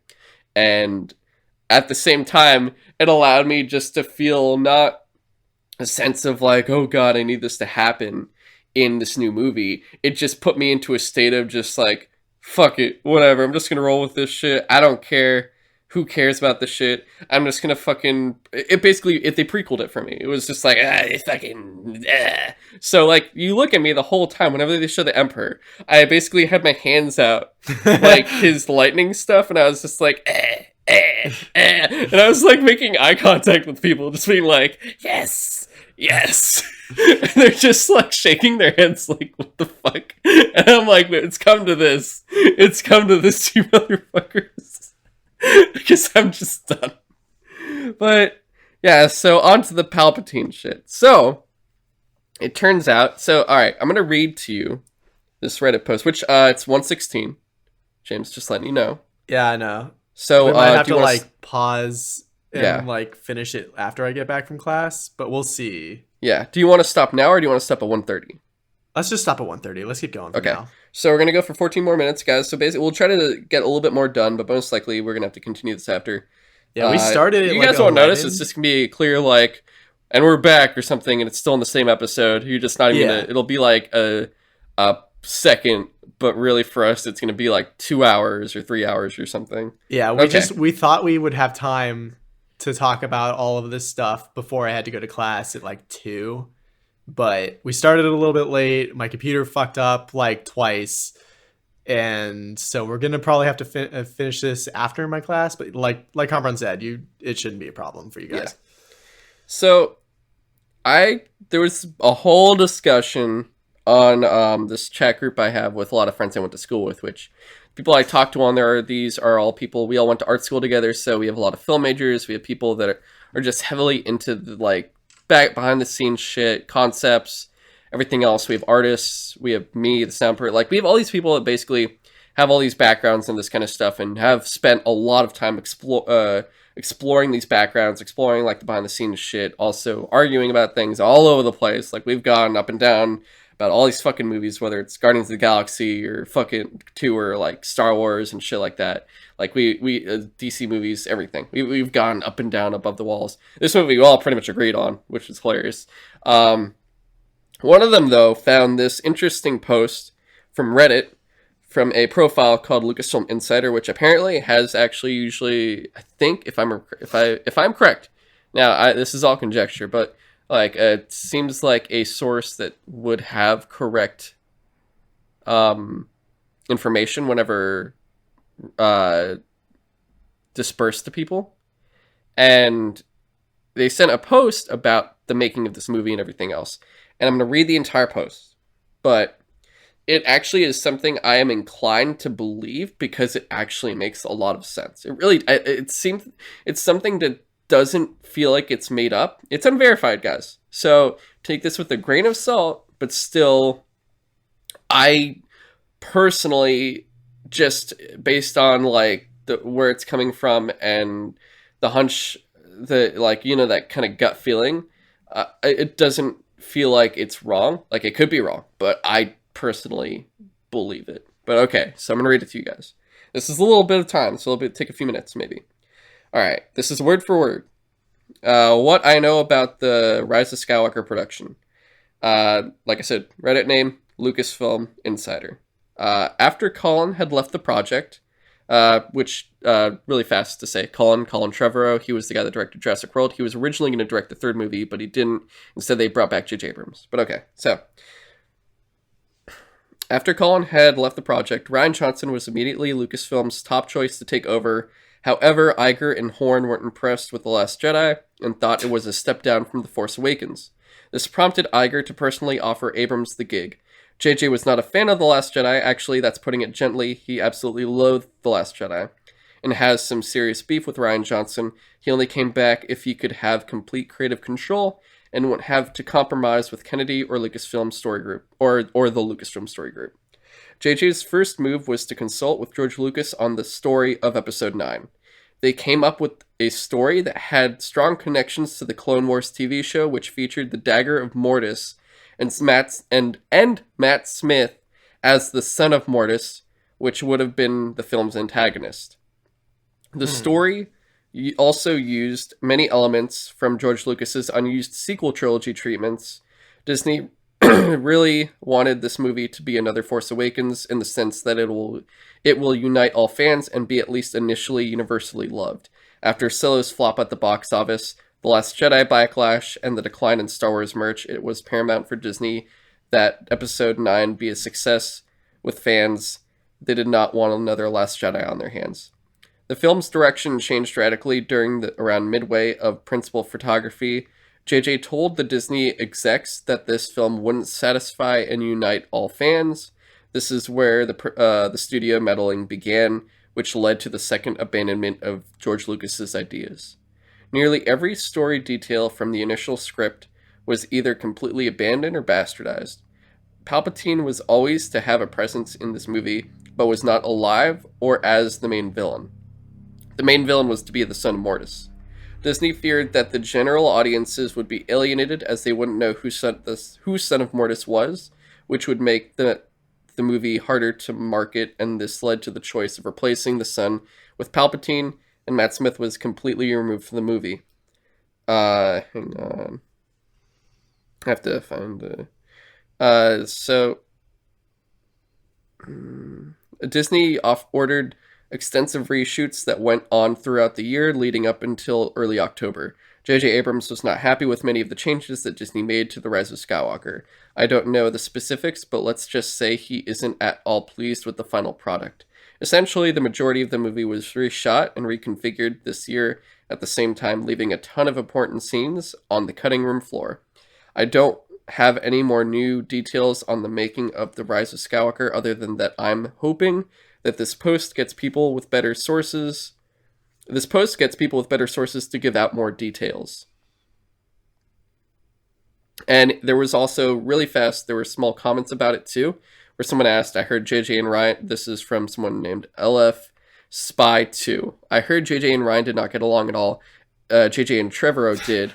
Ryan and Trevorrow didn't like each other either. Lots of production issues on this trilogy. Lucasfilm Insider then said that is true. In JJ's original outline, had Luke survived until episode 9. In JJ's original outline, it had Luke survive until episode 9, with 9 being the film where Luke passes. This was something that Colin was fighting hard to keep, but Ryan, KK, aka Kathleen Kennedy, and Carrie Hart wanted Luke dead in The Last Jedi. I also know for a fact that the Lucasfilm Story Group hates George Lucas, J.J. Abrams, and Colin Trevorrow. They only like Ryan. Really? There's one more question. This is for the OP. This is from New Equipment. I don't know why that's their name. This is for the OP, but has there been talk of a different cut of the movie, like how there was the rumor of 3 different cuts of the film, or was that made up? People are saying there exists a Lucas cut or a J. Abrams cut. Or J.J. Abrams cut. What's your response to that? Lucasfilm Insider then said, The film they were filming in 2018 was the version of Episode 9 that JJ and Terrio wrote based on a story that JJ and George came up with in late 2017. JJ went to George to ask for his help coming up with a story for Episode 9 since all of JJ's plot threads and ideas that he had from The Force Awakens were all but destroyed in The Last Jedi. Let's call that cut the JJ Lucas cut.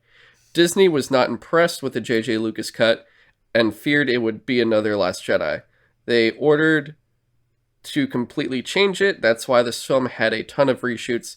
The film in theaters now is the Iger cut, which is Disney completely changing the initial film into what they thought would be the most profitable version of it. There is only those two versions of the film. However, there are numerous different versions of the climax specifically. Some are slight variations from each other, and others are just completely different. However, I seriously doubt the J.J. Lucas cut is anywhere close to being finished. So it's not something you'd get released like a Snyder cut, aka release the Snyder cut, guys, hashtag. But if you listen to everything there, you know exactly where to point the finger and what happened and exactly who wanted to do what. So if you look at it, there's sounds like it's basically Disney and like the higher ups at Disney were just like, make us the most amount of money possible. And Kathleen Kennedy, who's in charge of Lucasfilm. Okay. So which also, sorry, but like I know we're going to get into the whole trilogy later, but it really feels like the main problem is that like they did not have a goal at the beginning other than just make money. Yes. And that's why they had 3 directors and then eventually just 2 and like no cohesion between the movies. Let's save this for later. Yeah, we'll do that after when you come back. But I'll just say this as a closing note, or like let's just talk about these quotes basically. Yeah. So, for those that don't know, the Son of Mortis is from a Clone Wars episode. James, did you see that episode at all? No, I heard about this Reddit post and it sounded really interesting and it made me want to like look into that. So, the Son of Mortis is from a specific Clone Wars episode where basically Anakin, Obi-Wan, and Ahsoka crash land. Like they basically somehow land on this crazy planet that's like, it's like the origins of the Force planet, basically. And you have this guy who's like the All-Father or High-Father or something, who's basically like the father of the Force. And he's just this very neutral guy. And he has 2 children. His daughter, who is basically the light side incarnate, who is basically the light side as a person. And his son, who is the dark side incarnate, who is the dark side as a person. And the whole thing is like the son is named the Son of Mortis, and I believe the All-Father's name is Mortis or something. I'm not really sure. I can't remember exactly, but it all ends up with like the son and the son loves the sister and stuff. Not like that, but like basically he has no ill will against her and everything else. He just hates his father, and there's a whole thing where basically each character gets dragged by one of the gods. Like in a sense, they're like gods. And the Son of Mortis basically tries to seduce Anakin, and it kind of shows Anakin what happens as Darth Vader.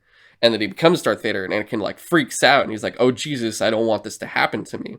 And Ahsoka is taken by the light side avatar, and she shows her everything as well, and Ahsoka's like, oh Jesus, and they basically kind of have them fight each other. And because they're like kind of being infected by each side, like Ahsoka by the light side, Anakin by the dark side. And then Obi-Wan, I believe, talks to like the High Father and all this shit, and he's like that neutral kind of like overseeing thing. What ends up happening is all of their minds kind of get wiped of this whole adventure, and they come out of it just like on their ship, like what the fuck just happened? And that's why Anakin doesn't know about that Darth Vader stuff. But basically, in the Clone War, like Anakin was like horrified by what he would become. He did not want that. He saw like what the evils past it and what would happen, and then you get the actually whole really interesting.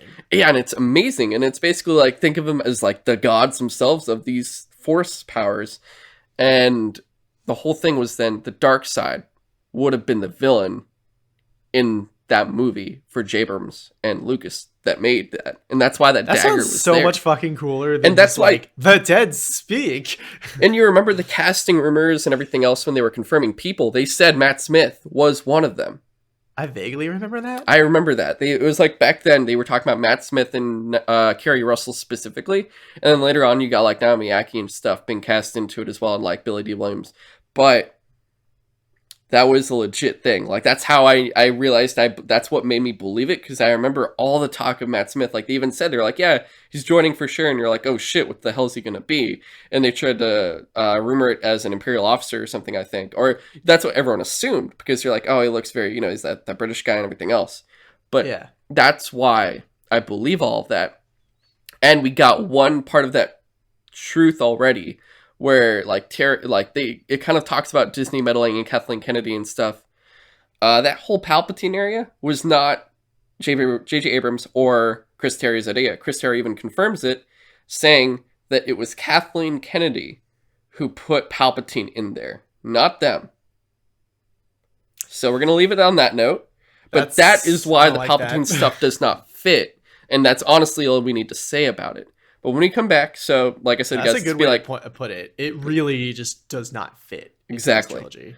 And that's all we'll do for now. We'll be back. This will all be one episode when we come back. You'll hear us in like a minute, and it's just going to be like a few hour difference. It's like 2 to 3 hours difference for us. But once James is like back after a half hour from his classes, we'll continue this. My class ends at 3. I should be back at like 3:30 or something. I probably should eat something though. Me too. I just eat fast, man. We gotta get this shit done. Seriously. Because the hope is, guys, we'll also have episode 35 done today too. This will be out today if I can help it. This will be out today on Friday, and then we'll get episode 35 on Monday if this works. But we'll be, like I said, when we're back, we're gonna talk about the trilogy. We're gonna talk about the Disney Star Wars in general, the TV shit, and of course, we're gonna basically just praise Mandalorian. It'll be a fun time. Don't worry about it, guys.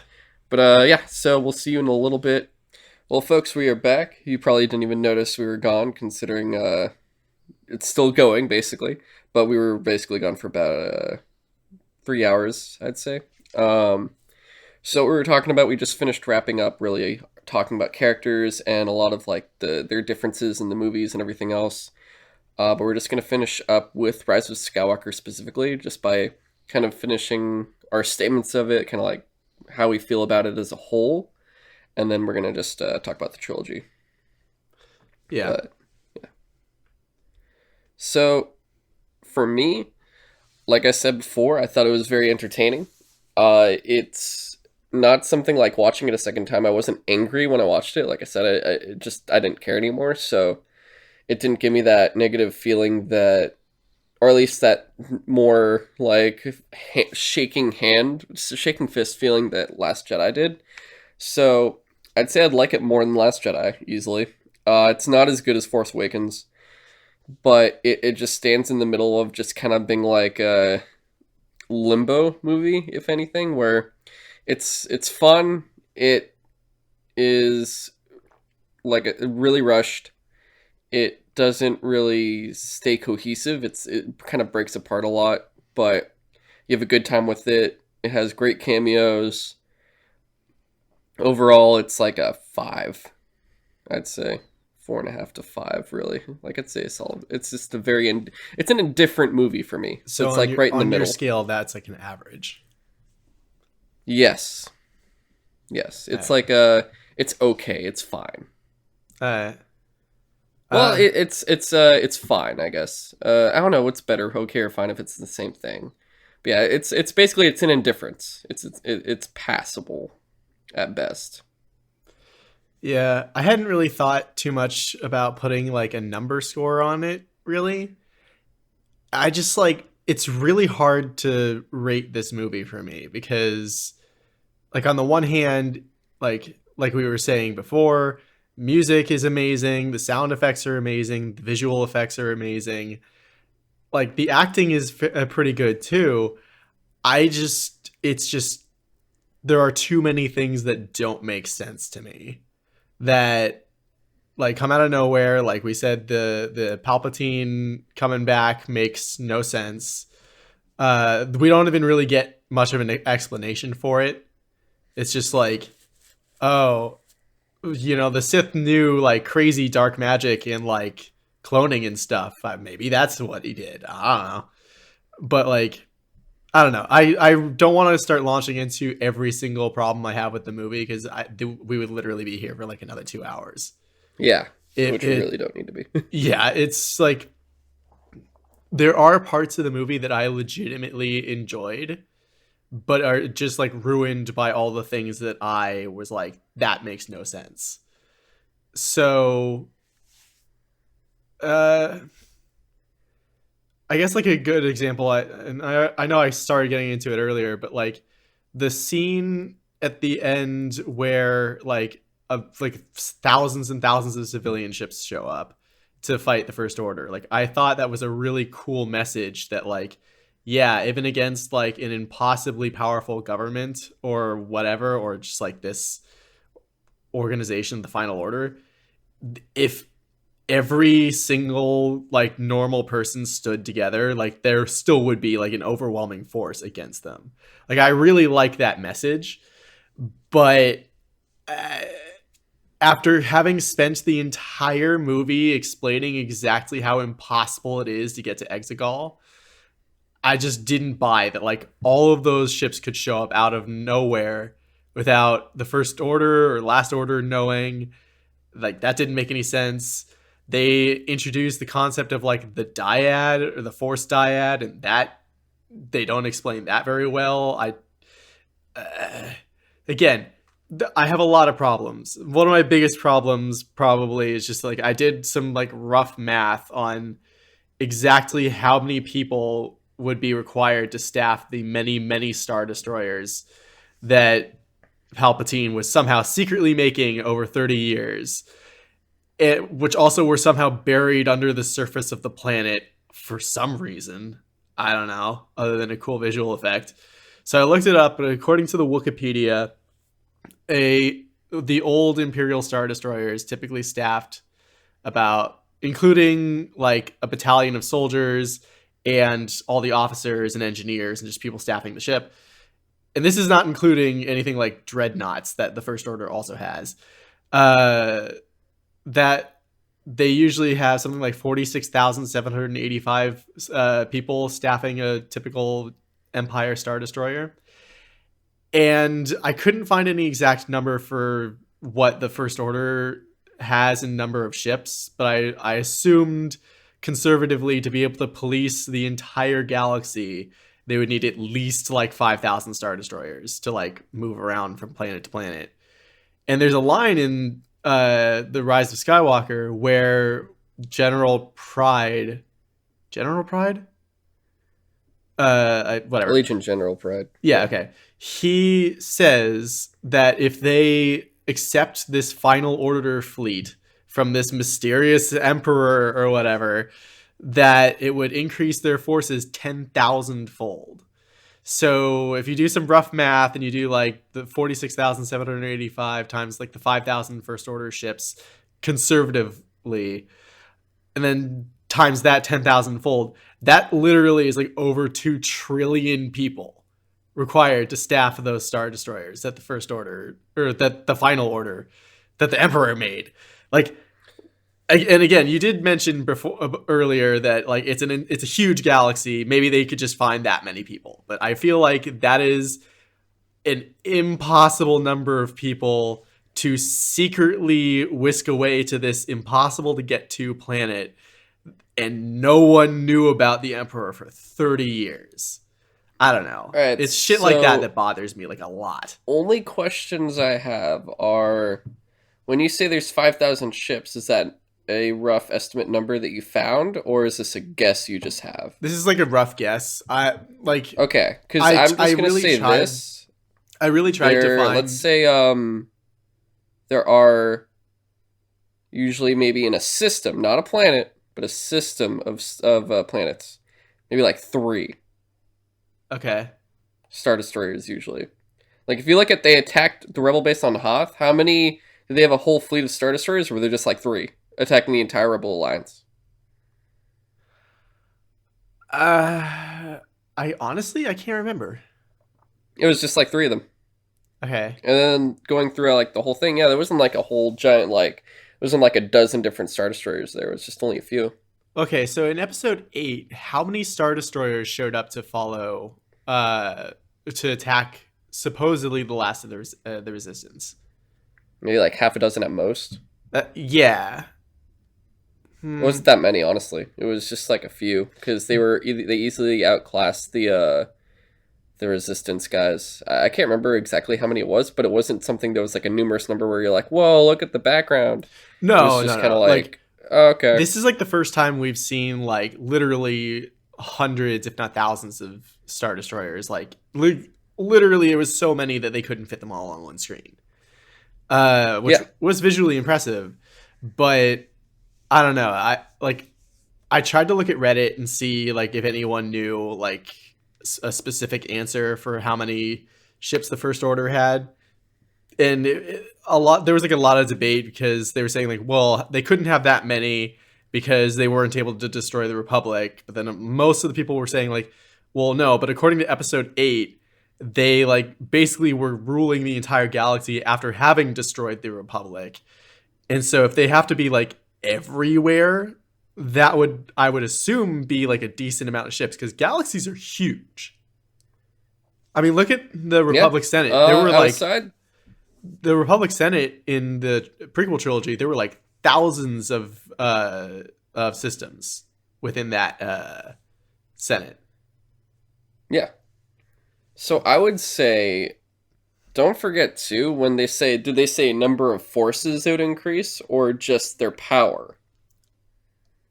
You know, I am not 100% sure of the exact Because wording, but I the First basically Order fleet doesn't have Death Star rays on them yet, but yeah. these ones do. So I would say that might count in terms of firepower, is what he's You saying. know, that Because would having actually going from a fleet of a bunch of ships that just can basically fight other ships, and with maybe a lot of concentrated fire, eventually could destroy a planet, like they said before. With like, oh no, Star Destroyer could do that. yeah. Uh, these ones basically. Oop, I forgot to fucking silence this shit. Uh, these ones, each one individually, can basically sum up that type of power, which most likely means like, I mean, like honestly, it means probably like each one is their own like collection of like kyber crystals they probably use to fucking power them up if that's what they still use. I'm not even sure, to be Which honest. also is supposed to be impossible at this point. Yeah, but yeah, it's. I mean, the whole thing is wonky, but I would say don't look too much into it, especially with like, Yeah, it's yeah, it's just not that big of a deal. it's one of those things that I just couldn't help but think when I saw that screen full of Star Destroyers. I was just like, dude, those things are huge. Like, how Yeah. many people are on those ships? How did they get all those ships here? Did they build them there? Like, I don't know. Just the thinking of the logistics of how this could make sense, it just didn't make sense. So it's things like that that pulled me out of the movie and made it hard for me to just like enjoy it. And that was like In the which, big, like, I feel like that was something you asked me afterwards too. In which you know my yeah, answer, right? You remember my yeah. You're answer. just like, I don't care. And I'm like, I don't no, care. but you I don't fucking give a understand. shit. Like, you I'm don't gonna walk understand. I back need into to a know why field of this makes fucking sense. corn.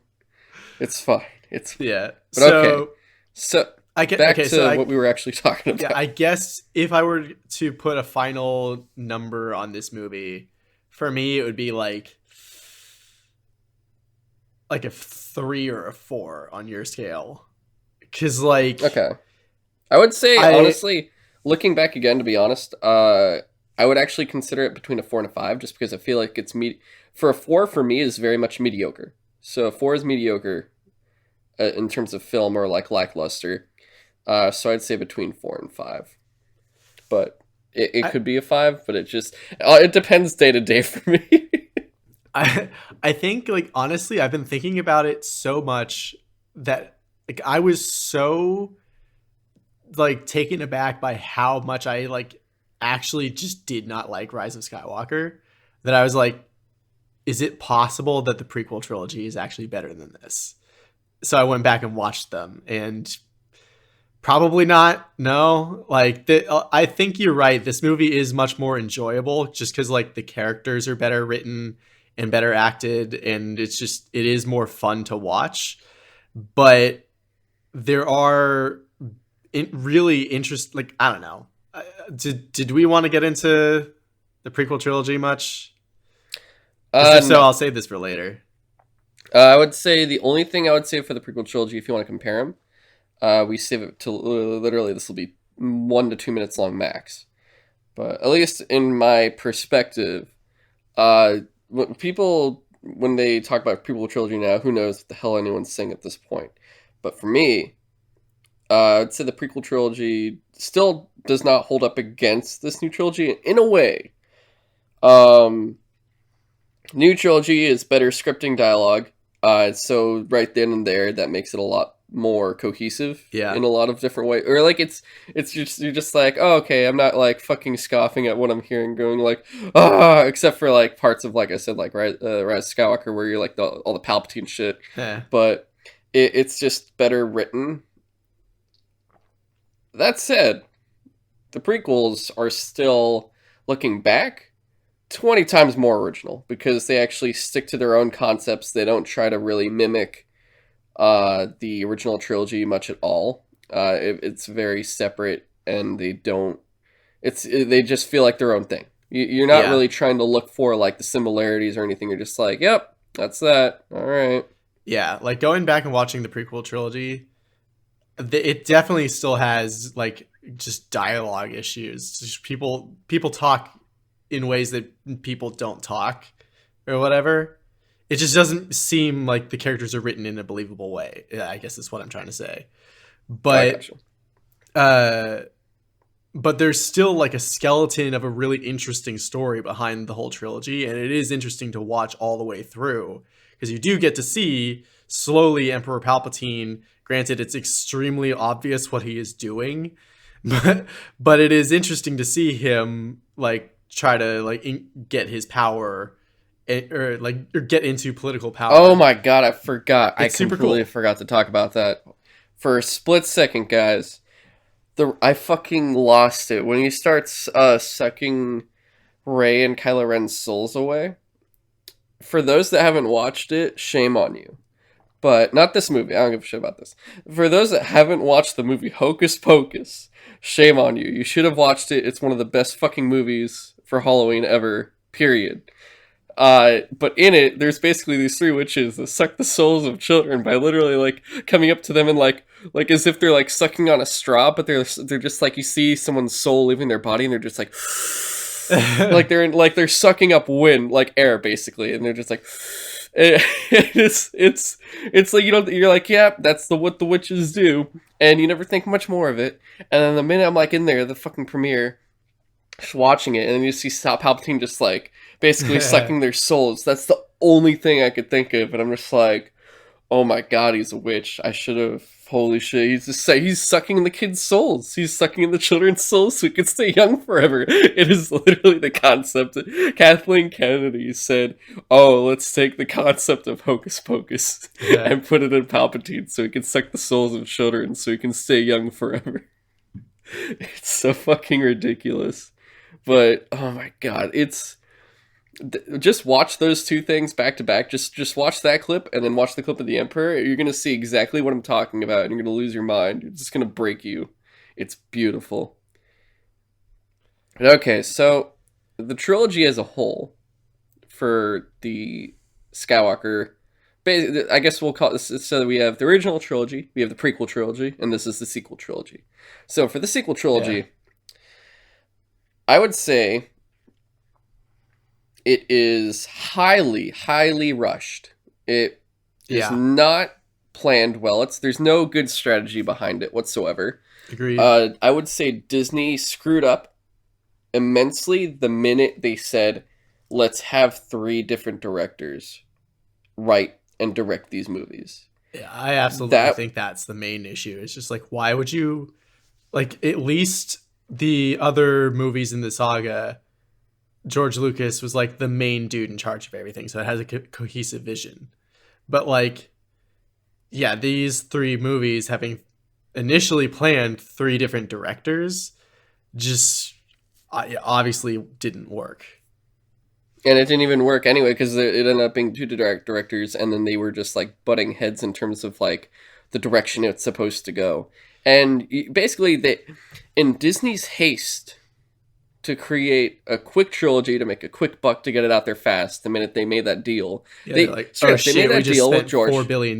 We gotta make some billions back. Let's make this money back quick. throw a Merchandising. movie out every single fucking year. That's a great idea, right? Let's Marvelize the shit out of Star Wars because that's working so well for Marvel, which it actually is to an Let's make a extent. mediocre But it's also Han making Solo everyone. movie. I'm fucking like at certain days. I'm tired of fucking Marvel. I'm just like 3 movies a year. Leave me alone. Get the fuck out. Yeah. But for Star Wars, you don't do that to Star Wars. There's only 6 movies in existence throughout how many decades, and now you're like, let's make 5 in 5 years, or 6 in 6 years. The original plan was 6 movies, and only the episodes would be only like a year apart. Really, it'd be like skip every other year or something, or no, yeah, that's what it was, and it didn't work. And because they tried to rush it out, they basically started sprinting and then tripped and fell down the fucking hill, and if they had, honestly, J.J. Abrams could have done a great thing with this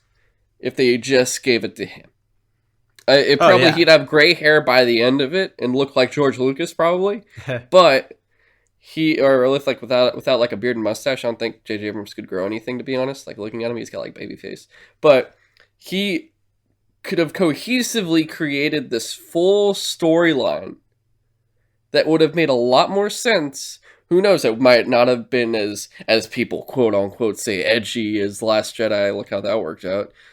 But it would have been. I don't think it would have been like safe. Like I said, Force Awakens is what exactly would have started out as, and then they could have done so much more. I think they even made changes to Force Awakens. There were other plot details to that too, where it was literally it's a bunch of kids trying to return the lightsaber to Luke Skywalker. That was the fucking plot. It sounded like at one point.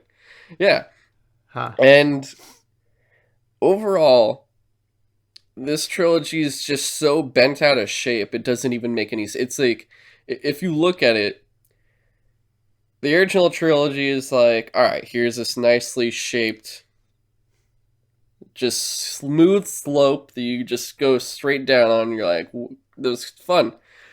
The prequels is like a loop where you're just like, all right, it's a little rusty. It's fine. This is, I'm having a good time, but I'm gonna check for tetanus after. I don't know. I've been infected with something. There's like a needle at the bottom, maybe at the slide for the slope and stuff. But whatever, it's okay. I'm comparing them as slides. Okay. Okay. Yeah. So original trilogy is smooth, just like a great ride. Prequels, there's a little bit of rust there, and then there's needles at the bottom. It's a little weird. You're just like, but at least it's like you're not falling off it. It holds together. The new trilogy is like, yo, what's this? It's fucking, why is there a hole in this slide? What the fuck is happening? This kid fell off of it. Fucking part of it's broken. This one looks nice in the beginning, and then all of a sudden, like, there's like, I don't know why there's a spike on one piece. You get cut on the way down. Like, what's going on with this shit? It's just fucking broken. It doesn't even build. It's not even a bridge. It's not a set trilogy. You can't even call it a trilogy. It barely. It could almost be just like 3 entirely separate movies. And like, yeah, I don't know. It's really like, if they made 10, you could have just pushed 8 out and been like, yeah, this is the sequel trilogy. That actually would have been fucking hilarious if they had done that. It just look at it like James Bond. Be like, oh yeah, Casino Royale's fucking Force Awakens. Quantum of Solace is Last Jedi. It's just like a weird 1.5. You kind of had it there as like probably like a weird like, I don't know what this is. And all of a sudden you got like Last Jedi, fucking Rise of Skywalker as Skyfall if it was done well, and then like 10 would be whatever Spectre is, and then just fucking make it like that. I don't know why I pulled this out of nowhere with James Bond. I'm just bringing it back to the beginning when we talk about James Bond, but it just makes sense. Does it? I don't know. I've lost my mind through this. I hate Star Wars. I love Star Wars. Yes, Star Wars. Yeah, like, but you get what I'm saying. So, like I said, I watched like basically all of the Star Wars movies leading up to Episode 9, except for the prequel trilogy, because I was like, fuck that, until I watched Episode 9, and I was like, now I need to watch the prequel trilogy to see if it's like any better than the new trilogy. Dude, I have no issue watching the prequel trilogy whenever. Like, it's like I have a good time. What's wrong with having a good time? It's got its stupid moments, but it's not as bad as I exactly remember it. Besides, being. I'd say Revenge of the Sith is probably still better than most of these movies for the new ones. That's the funny thing. Like, I still think that The Force Awakens by itself is a really good movie. Like I had a lot of fun watching that, and I didn't personally care too much, like a lot of people did, that it was a rehash of a lot of the themes from Episode 4. But like, there's a lot of recurring themes in most of Star Wars anyway, because of Lucas's idea of like, I want my movies to rhyme or whatever. Yeah. Like, so that didn't bother me. I just thought it was a really fun movie, introduced some really interesting new characters. And then, like you said, because there was like no direction to this trilogy, or at least no overarching direction or whatever, because obviously it had Yeah. directors, whatever, you know what I mean. It's just like, it was super weird Fuck is that this guy talking about? they set up a bunch of interesting shit in episode 7, and then in episode 8 the next director was like, nah, fuck that shit, I'm gonna do my own thing, and like kill off Emperor or Supreme Leader Snoke, and I'm gonna make Kylo Ren the big bad guy who's completely irredeemable at this point. And then in episode 9, the like original director comes back and he's like, nah, fuck that entire last movie except for like the Force connection thing. It just was super weird that like, Well, I mean, to put it in a short sentence, it went, check this out. Fuck you. No, fuck you. That's the trilogy. basically, and Yeah. that just like bothers me. That, yeah, this is, like you said, this is fucking Star Wars. Like, how do you take something with the history of Star Wars and you're like, yeah, no, we can make a quick buck out of this. Let's just start making movies and it'll just work out. Which, I'm not going to lie, I mean, it showed Disney can't, they weren't able to handle it. They failed with what they had.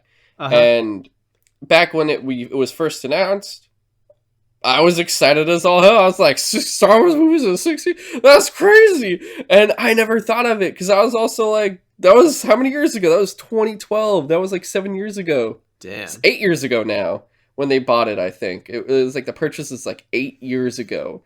So that means 8 years ago, everyone was like, oh shit, this should be cool. And then a few people were like, they had time to plan this shit out. That's some bullshit. No, they didn't. They went too fast. Because that first movie came, what, 2016? Did it? No, 2015. It came out in 2015. That means they only had Star Wars for 3 years. Ugh. And they already were basically like, quick 6 movies. Yeah. And the sad thing is, it's not like all the Disney Star Wars are bad, because like, I still think Rogue One is pretty fucking great. So that brings us to the next area. So Disney Star Wars films as a whole. Yeah. All right. So what I'm going to do, I want to do 3 things, James. I want to do first. I'm going to ask you. I'm going to name the Disney movie, and you're going to say success or failure. If you think that movie is a success or failure overall. Doesn't mean if you like it or not. It's just what if you consider it a success or failure. And then I want you to, after that, we're going to rank from like highest to lowest for Star Wars Disney ones. And then we're going to rank overall all the live action Star Wars films. Sound good? Yeah, sure. All right. Sorry about that, guys. Someone literally parked their car by having it go into the back of my car. It doesn't look damaged so far, but basically they're completely touching. And I'm like waiting for them to come back, but I don't know how long they're going to be. So I'm like going to be running out back and forth. We'll see what's going on. So you might hear some stuff in the background just because I have like a garage and another door open to the outside. Some people. Whew. Yeah, so what was I saying? Oh, yeah, so Star Wars success failure for the 5 movies, rank them, and then rank the Star Wars movies as a whole. Alright, so I'm going to name off the Star Wars Disney movies and say success or failure. Force Awakens. Success. Rogue One. Success. Last Jedi. Failure. Solo. Failure. Rise of Skywalker. Absolute failure. Okay. For me, literally exactly the same. Yeah. I thought Force Awakens and Solo were successes. The other three I Solo? consider all failures. No. What'd I say? You said Force Awakens and Solo were successes? Force Awakens, Rogue One. Oh, yeah, Solo okay. was mediocre. Yeah, so I consider, yeah, the other, basically the latter three failure, the first two good. Or success. Now, from highest to lowest, can you rank the five movies? Uh, Probably Rogue One would be number one for me, just because it can stand alone by itself and it actually fits into the original three movies a little bit, and it like doesn't ruin it. It's like a legitimately really good movie, and I actually appreciate that like literally none of the main characters get out alive. Like that's how high stakes the movie was. So, which is also something I didn't expect from like a Disney movie. Uh, and then probably The Force Awakens, because like I said, I still really legitimately enjoy that as the start of a good trilogy. It just is unfortunately in hindsight ruined because the next two movies do like nothing good with what it started with. Um, and then probably I don't know, probably Solo, and then maybe not the Last Jedi, Rise of Skywalker, just slightly above the Last Jedi, just because like there were so many problems with the Last Jedi, like thematically, that I just it's one of those things where like I it's weird that I really enjoyed it the first time I watched it, but the more I watched it, the more I noticed like how many things just like don't really add up or don't make sense. Mm. And Okay, it just gotcha. eventually that movie just fell apart for me. But like you said before, the I have my issues with the Rise of Skywalker, but at least it's an entertaining movie overall. So I guess if you like completely cut the Last Jedi out of this trilogy, Episode 9 and Episode 7 are like kind of okay together. I guess. Okay. I don't know. Yeah, for me, I would say it's pretty much almost exactly the same. Rogue One at number one. That movie was original and just stood on its own very well.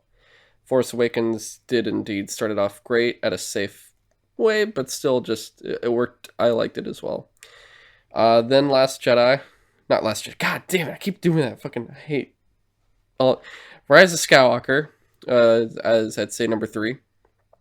It at least was more eventful and had more moments I actually cared about than Solo did. Whereas Solo I completely forgot about, which is number four. I even talked to someone. I was like, "Yeah, you know, so what about where do you see Solo in like all the movies?" And then they're like, "I completely forgot that movie happened." And then in last would be Last Jedi. Now, how would you rank these five along with the prequel and original trilogy? Uh that's going to be really difficult cuz like I still want to say the prequel trilogy is still like pretty bad just cuz like the writing is so like cringy and stuff like that. So I don't want to say like out of spite that Just I these would just say list them and just see how you feel as you list them without too much. Just like more of like real quick. Just we don't need to uh go full in um honestly, I'd probably put like the Phantom Menace is from top to bottom. from top to bottom. Yeah. Probably Revenge of the Sith, and then Phantom Menace and Clone Wars, and I'd probably you said how would I rank them within the Disney movies or against the Disney How would you movies? rank all the Star Wars movies? Okay, okay, That's why I was like, when that's you what you said mean. Revenge of the Sith and then Oh, Phantom Menace, I okay. was like, So what are you, all the the hell are you Star Wars talking movies. about? Okay, so Yeah. probably you know Basically the three trilogies and the two yeah. As one much as shots. I love the original movies, I get like the order of the names mixed up a bunch. So the second one was Empire Strikes Back. Yes. That one is probably my number one. It's like Okay. it's pretty fucking fantastic. Followed by A New Hope, The only reason why I put Return of the Jedi at like number 3 is just because like I don't know, like the cutesy Ewok stuff seemed a little unbelievable that they were able to like help at all against the Empire forces, but like it still was like a really good movie overall. And like especially the confrontation between like the Empire or the Emperor Luke and Darth Vader, like that shit was great. Okay. But And then what's next? then I probably would put the Disney movies in between uh the like the original movies and the prequel movies, but I would probably put the prequel movies as I ranked them, like Revenge of the Sith, um Phantom Menace, Clone Wars, no, Attack of the Clones. I'd probably put them just slightly above um the Last Jedi and um Rise of Skywalker. Cuz like So you put the prequels above those two. yeah, actually. Okay. Cuz So like I said, as a whole trilogy, the prequels have some really interesting good ideas to them. It's just that the writing kind of pulls it back. But like the fact that the new trilogy is so disjointed, it like really harms it as a whole. okay. So for me, it would be Empire Strikes Back, number 1. Number 2 would be Return of the Jedi. Number 3 would be A New Hope. Number 4 would be Rogue One. Number 5 would be Force Awakens. Number 6 would be Revenge of the Sith. Number 7 would be Rise of Skywalker. Number 8 would be Solo. Number 9 would be... this is where it gets hard. Number 9 is a battle between Phantom Menace and The Last Jedi. So I want to say... I'm going to say Phantom Menace because of Duel of the Fates alone. That duel itself That shit was amazing. great. Number 10, Last Jedi. And the pod number racing 11, was, Attack of like, the Clones. actually pretty Attack cool. of the Clones is still the worst one. Yep. Yeah. But okay. So, overall, we'd say the Disney films as a whole are a failure. And they just were too rushed. I would say those are the two biggest things. Yeah. And then Absolutely. when it comes to their television area, Rebels I thought was actually good. It felt like a step down from the Clone Wars. Just because of, you could tell it felt like even though it was a Disney movie, it had less budget somehow. Which I thought was really funny because I'm like, how do you guys have less budget than Cartoon Network when you're Disney? But okay. You can actually somewhat see the differences in the animation between Rebels and Clone Wars. Not the talent, but more of like you could tell there's less money in it. And then Resistance. I know you didn't watch any of the shows besides Mandalorian. Yeah. For Star Wars Resistance, if you didn't see it, I didn't even bother watching it because I just looked at the animation and just kind of the style it went. It looked like it went from like, let's say, if Clone Wars was like Toonami, well, actually no. If Clone Wars was like Nick at Night, and then Rebels was Nickelodeon during the day, it looked like Resistance was Nick Jr. Huh. in terms of like maturity. Okay. Because just from looking at the trailers and everything for Resistance, the animation just, they completely changed it. It looked like it was a lot more just basic. I didn't like it at all. Just like looking at it, it was like, is this something I want to watch and just be annoyed? Not even by the characters or anything else, just by looking at what it looks like. And I was like, I don't think I can do it. And then I listened to some of the characters and they sounded too like more ridiculous than the first season movie of Clone Wars where you have Ahsoka calling R2 R2-y. Oh, yeah. Like, they just looked too cartoonish for that scale, where I was like, I'm not even going to touch this one, so... I forgot they started the series with that. Yeah. So it's like, their television has been okay in the animated area. Rebels, like I said, was good. This was just... I didn't even want to touch it. Like, that's just how it made me feel. And then that brings us to the last thing that's come out so far that we wanted to talk about, which is The Mandalorian as a whole. Uh, I really liked it. that was fucking great. I loved it a lot. I would say it's my favorite thing of Star Wars I've seen since Rogue One. But it's something I've enjoyed more than I would say the last time I felt that good watching something for Star Wars was probably like playing the old Star Wars Battlefront 2 game for PlayStation 2.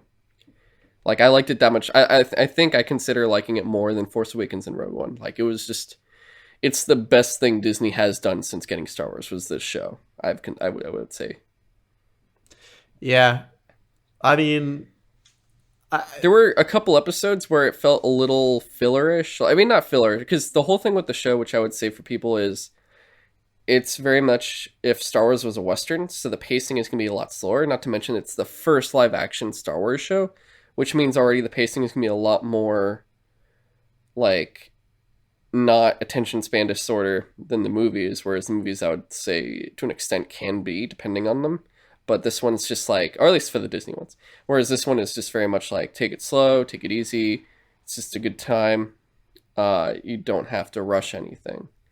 And the reason it's so fun too is because as a Western of like, it takes a lot. You can tell Jon Favreau even, I think he even said like he took a lot of inspiration from the Man with No Name trilogy, which is those Clint Eastwood movies like, was it A Fistful of Money, Fistful of Dollars, for a few dollars more, and The Good, the Bad, and the Ugly, where he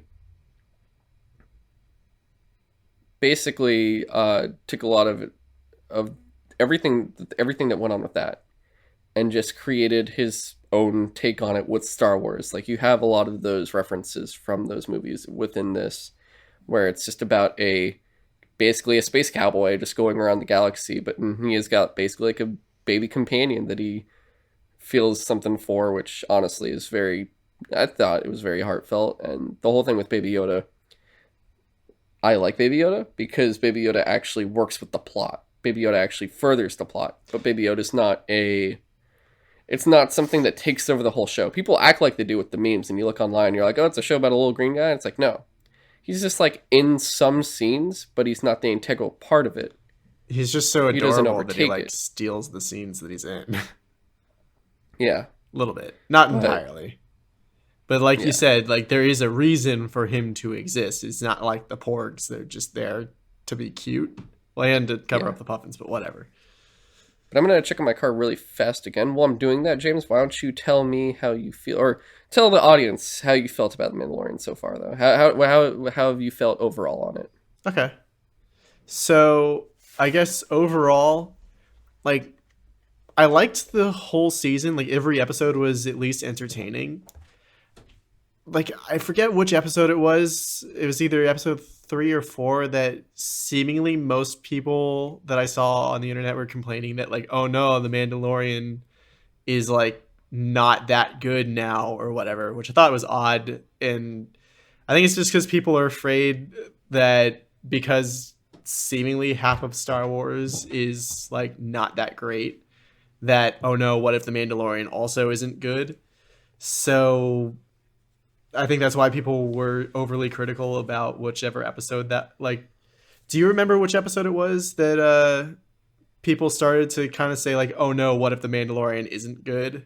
Episode 4. It was 4. Okay, which I thought It was was the one that Bryce Dallas Howard directed. It was the one about the villagers that Yeah. were being attacked by like those like barbarian type people. Yeah, okay. So I just thought it was really odd that people were overly cautious, or not cautious, but like all of a sudden saying like, "Oh no, the Mandalorian isn't as good as we thought it was gonna be," which is weird because like I thought I that think it's because I actually think personally it's just really bec- liked that episode. I thought it was good. I personally would say it is one of the weaker ones of the season Maybe as a whole, but it's not bad. exactly. I thought it was fine. Like- I think it's just because people are so jaded now because of everything that's happened with Star Wars. That's what I started to say. It was That like they're very like they don't want to be like don't trick me and steal my heart and Yeah. then break it like one episode later.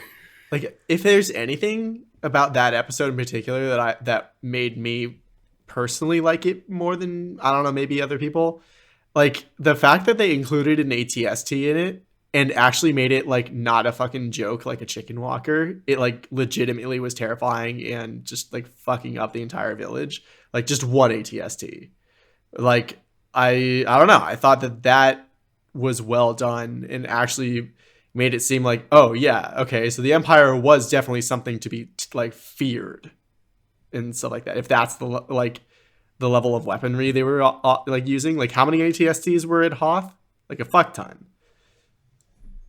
Yeah, and those were, well, it was AT-ATs at Hoth. The ATSTs were like, I don't know if there were more or less. At least on screen, you only see a couple.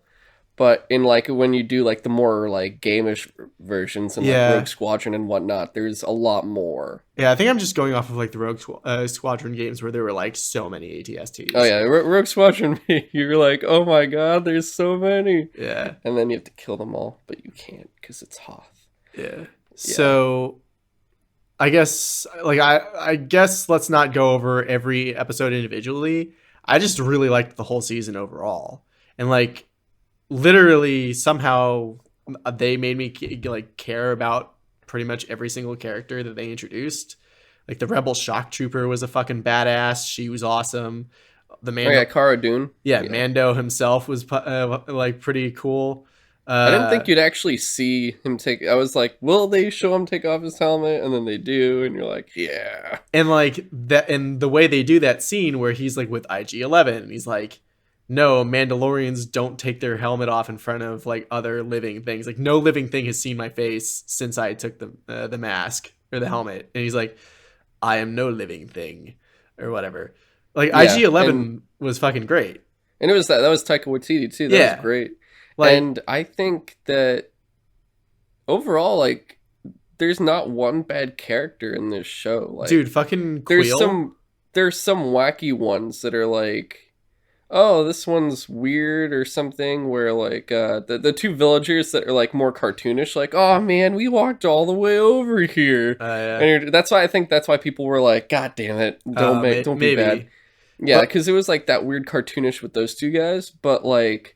Overall, the reason all these episodes are great because each one almost has its own tone. It could be because it's all different directors, but it's because more of like each event, you're not going to have the same adventure every day. Each adventure, each day is going to be better, worse, funny, sad, happy, whatever. It's a whole mix of things. And this show kind of shows what that can be like. In terms of being in like a more Western style setting with a cowboy guy. Like you have everything from a heist to defend the village, kind of like Seven Samurai, I think, to like, oh, here's the actual overarching plot to it, to bounty hunter, simple things with like the other guy that was like on a speeder bike. I forget what that bounty hunter's name was. Yeah. Which one is Queel? Queel was the Ugnaught. Oh, yeah. Oh my god, I love Dude, how sad was it when he died? Dude, that shit was... I was like, fuck, they killed Quinn. He was in, like, 2 episodes, and I was just like, fuck. Like, when you see his dead body on the ground, you're like, oh, no. Oh, they got him? He's in 4. Huh? He's in 4 episodes. Was he? He's in episode 1, 2, and 6 and 7. No, 1, 2, oh, yeah, 7, you're 8. right. Yeah, he's in, like, 4 freaking episodes. Yeah, so I forgot, like, the first 2 episodes were, like, the same story. I forgot about that. Yeah, because really 4, 5, and 6 are more one-shots, because it's like, 3 is him getting the bounty, and then taking care of, like, basically, like, his journey back to bringing the bounty and then dealing with it. Yeah, he's just whereas like, 4 is, like, a standalone... child. Yeah, and 4 is more of, like, a standalone defend the village. 5 is more of, like, a singular, need some money, do a quick bounty that's, like, completely separate, whereas 6 then is, like, a heist. And then 7 and 8 are kind of like a two-parter... where it's dealing with the backlash of what you did in the first 3.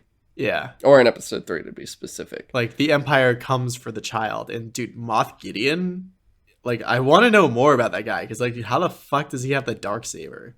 I know, dude. That's why I'm like, dude, you need to watch Clone Wars, man. That shit's crazy. Because I saw that and I was like, the whole thing was he has the Darksaber. It's a Mandalorian lightsaber. And it's one of the most famous ones. It's like the blade of like the leader of Mandalore, basically.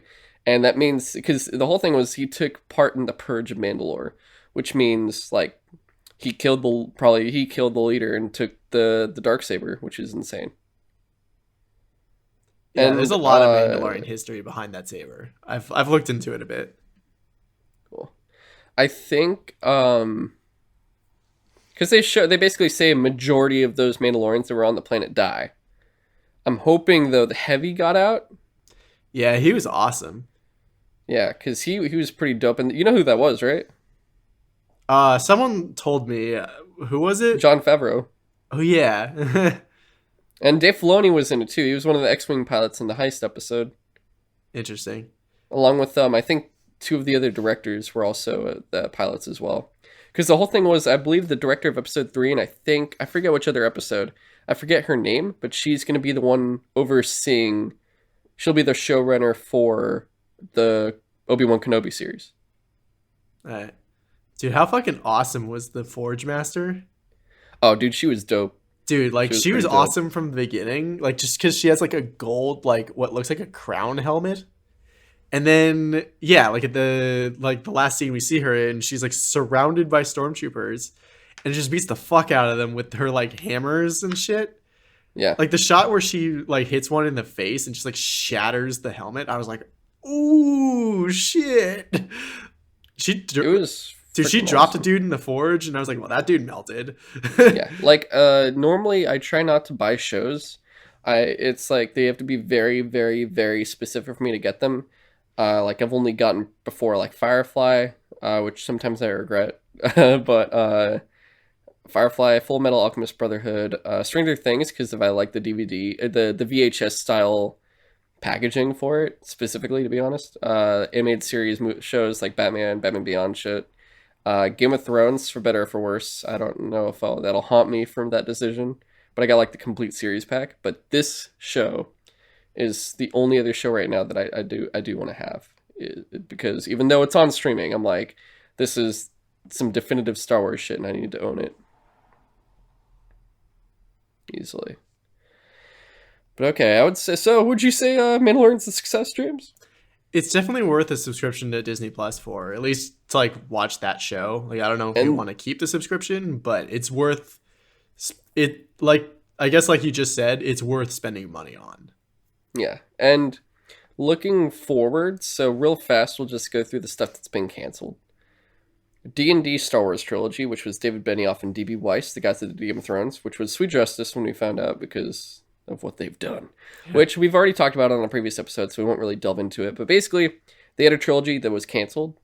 Ryan Johnson also has a not Skywalker related Star Wars trilogy that, if what may or may not happen is some predictions are Kathleen Kennedy might be forced to retire, and the Ryan Johnson trilogy may be canned within the next year or two. We'll find out. We'll see basically if there's any progress or not. If she's still there, we'll just have to wait and see if these weird online Reddit stuff happen, if the prophecy comes true or not. But for now, we don't know for sure. The only other things we have right now going on is there's going to be I don't know if it's standalone or sequel or whatever. Kevin Feige is going to be doing his own Star Wars movie. If you don't know Kevin Feige, he's the one that basically has overseen the Marvel Cinematic Universe and has now taken over, I think, Marvel Entertainment in general. But now he has his own Star Wars movie too, so the man's very busy. I think, honestly, for him, he could probably do a good job. It's probably going to be... I don't even know what he's going to do, but I'm excited to see eventually what it is, but I'm patient. Like, would you agree they should take at least 2 years to... At least 2 years to not even talk about Star Wars movies for a bit? Honestly, Like, yeah, just, I'd be fine they with need that. to take a break. Like I think they need a break. At this point, we've had enough Star Wars for the last like 5-6 years.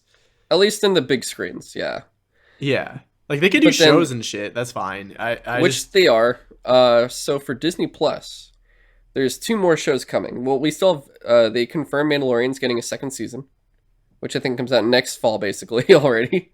Not complaining there. And then there's going to be a show following Cassian Andor, one of the main characters from Rogue One. This will obviously take place before Rogue One since he's dead, and it's gonna be him, I think, doing espionage shit, and possibly have K2SO as well, as maybe probably how he meets him and whatnot. So that'll be really cool. That'd be And then we're interesting. gonna have a Obi-Wan Kenobi show on Disney Plus too. So right now, at least, if you're looking to get some good Star Wars stuff, possibly at least just from Mandalorian as a first launch, Disney Plus seems like the better route to go at this moment, where it seems like there's not much of a rush for them.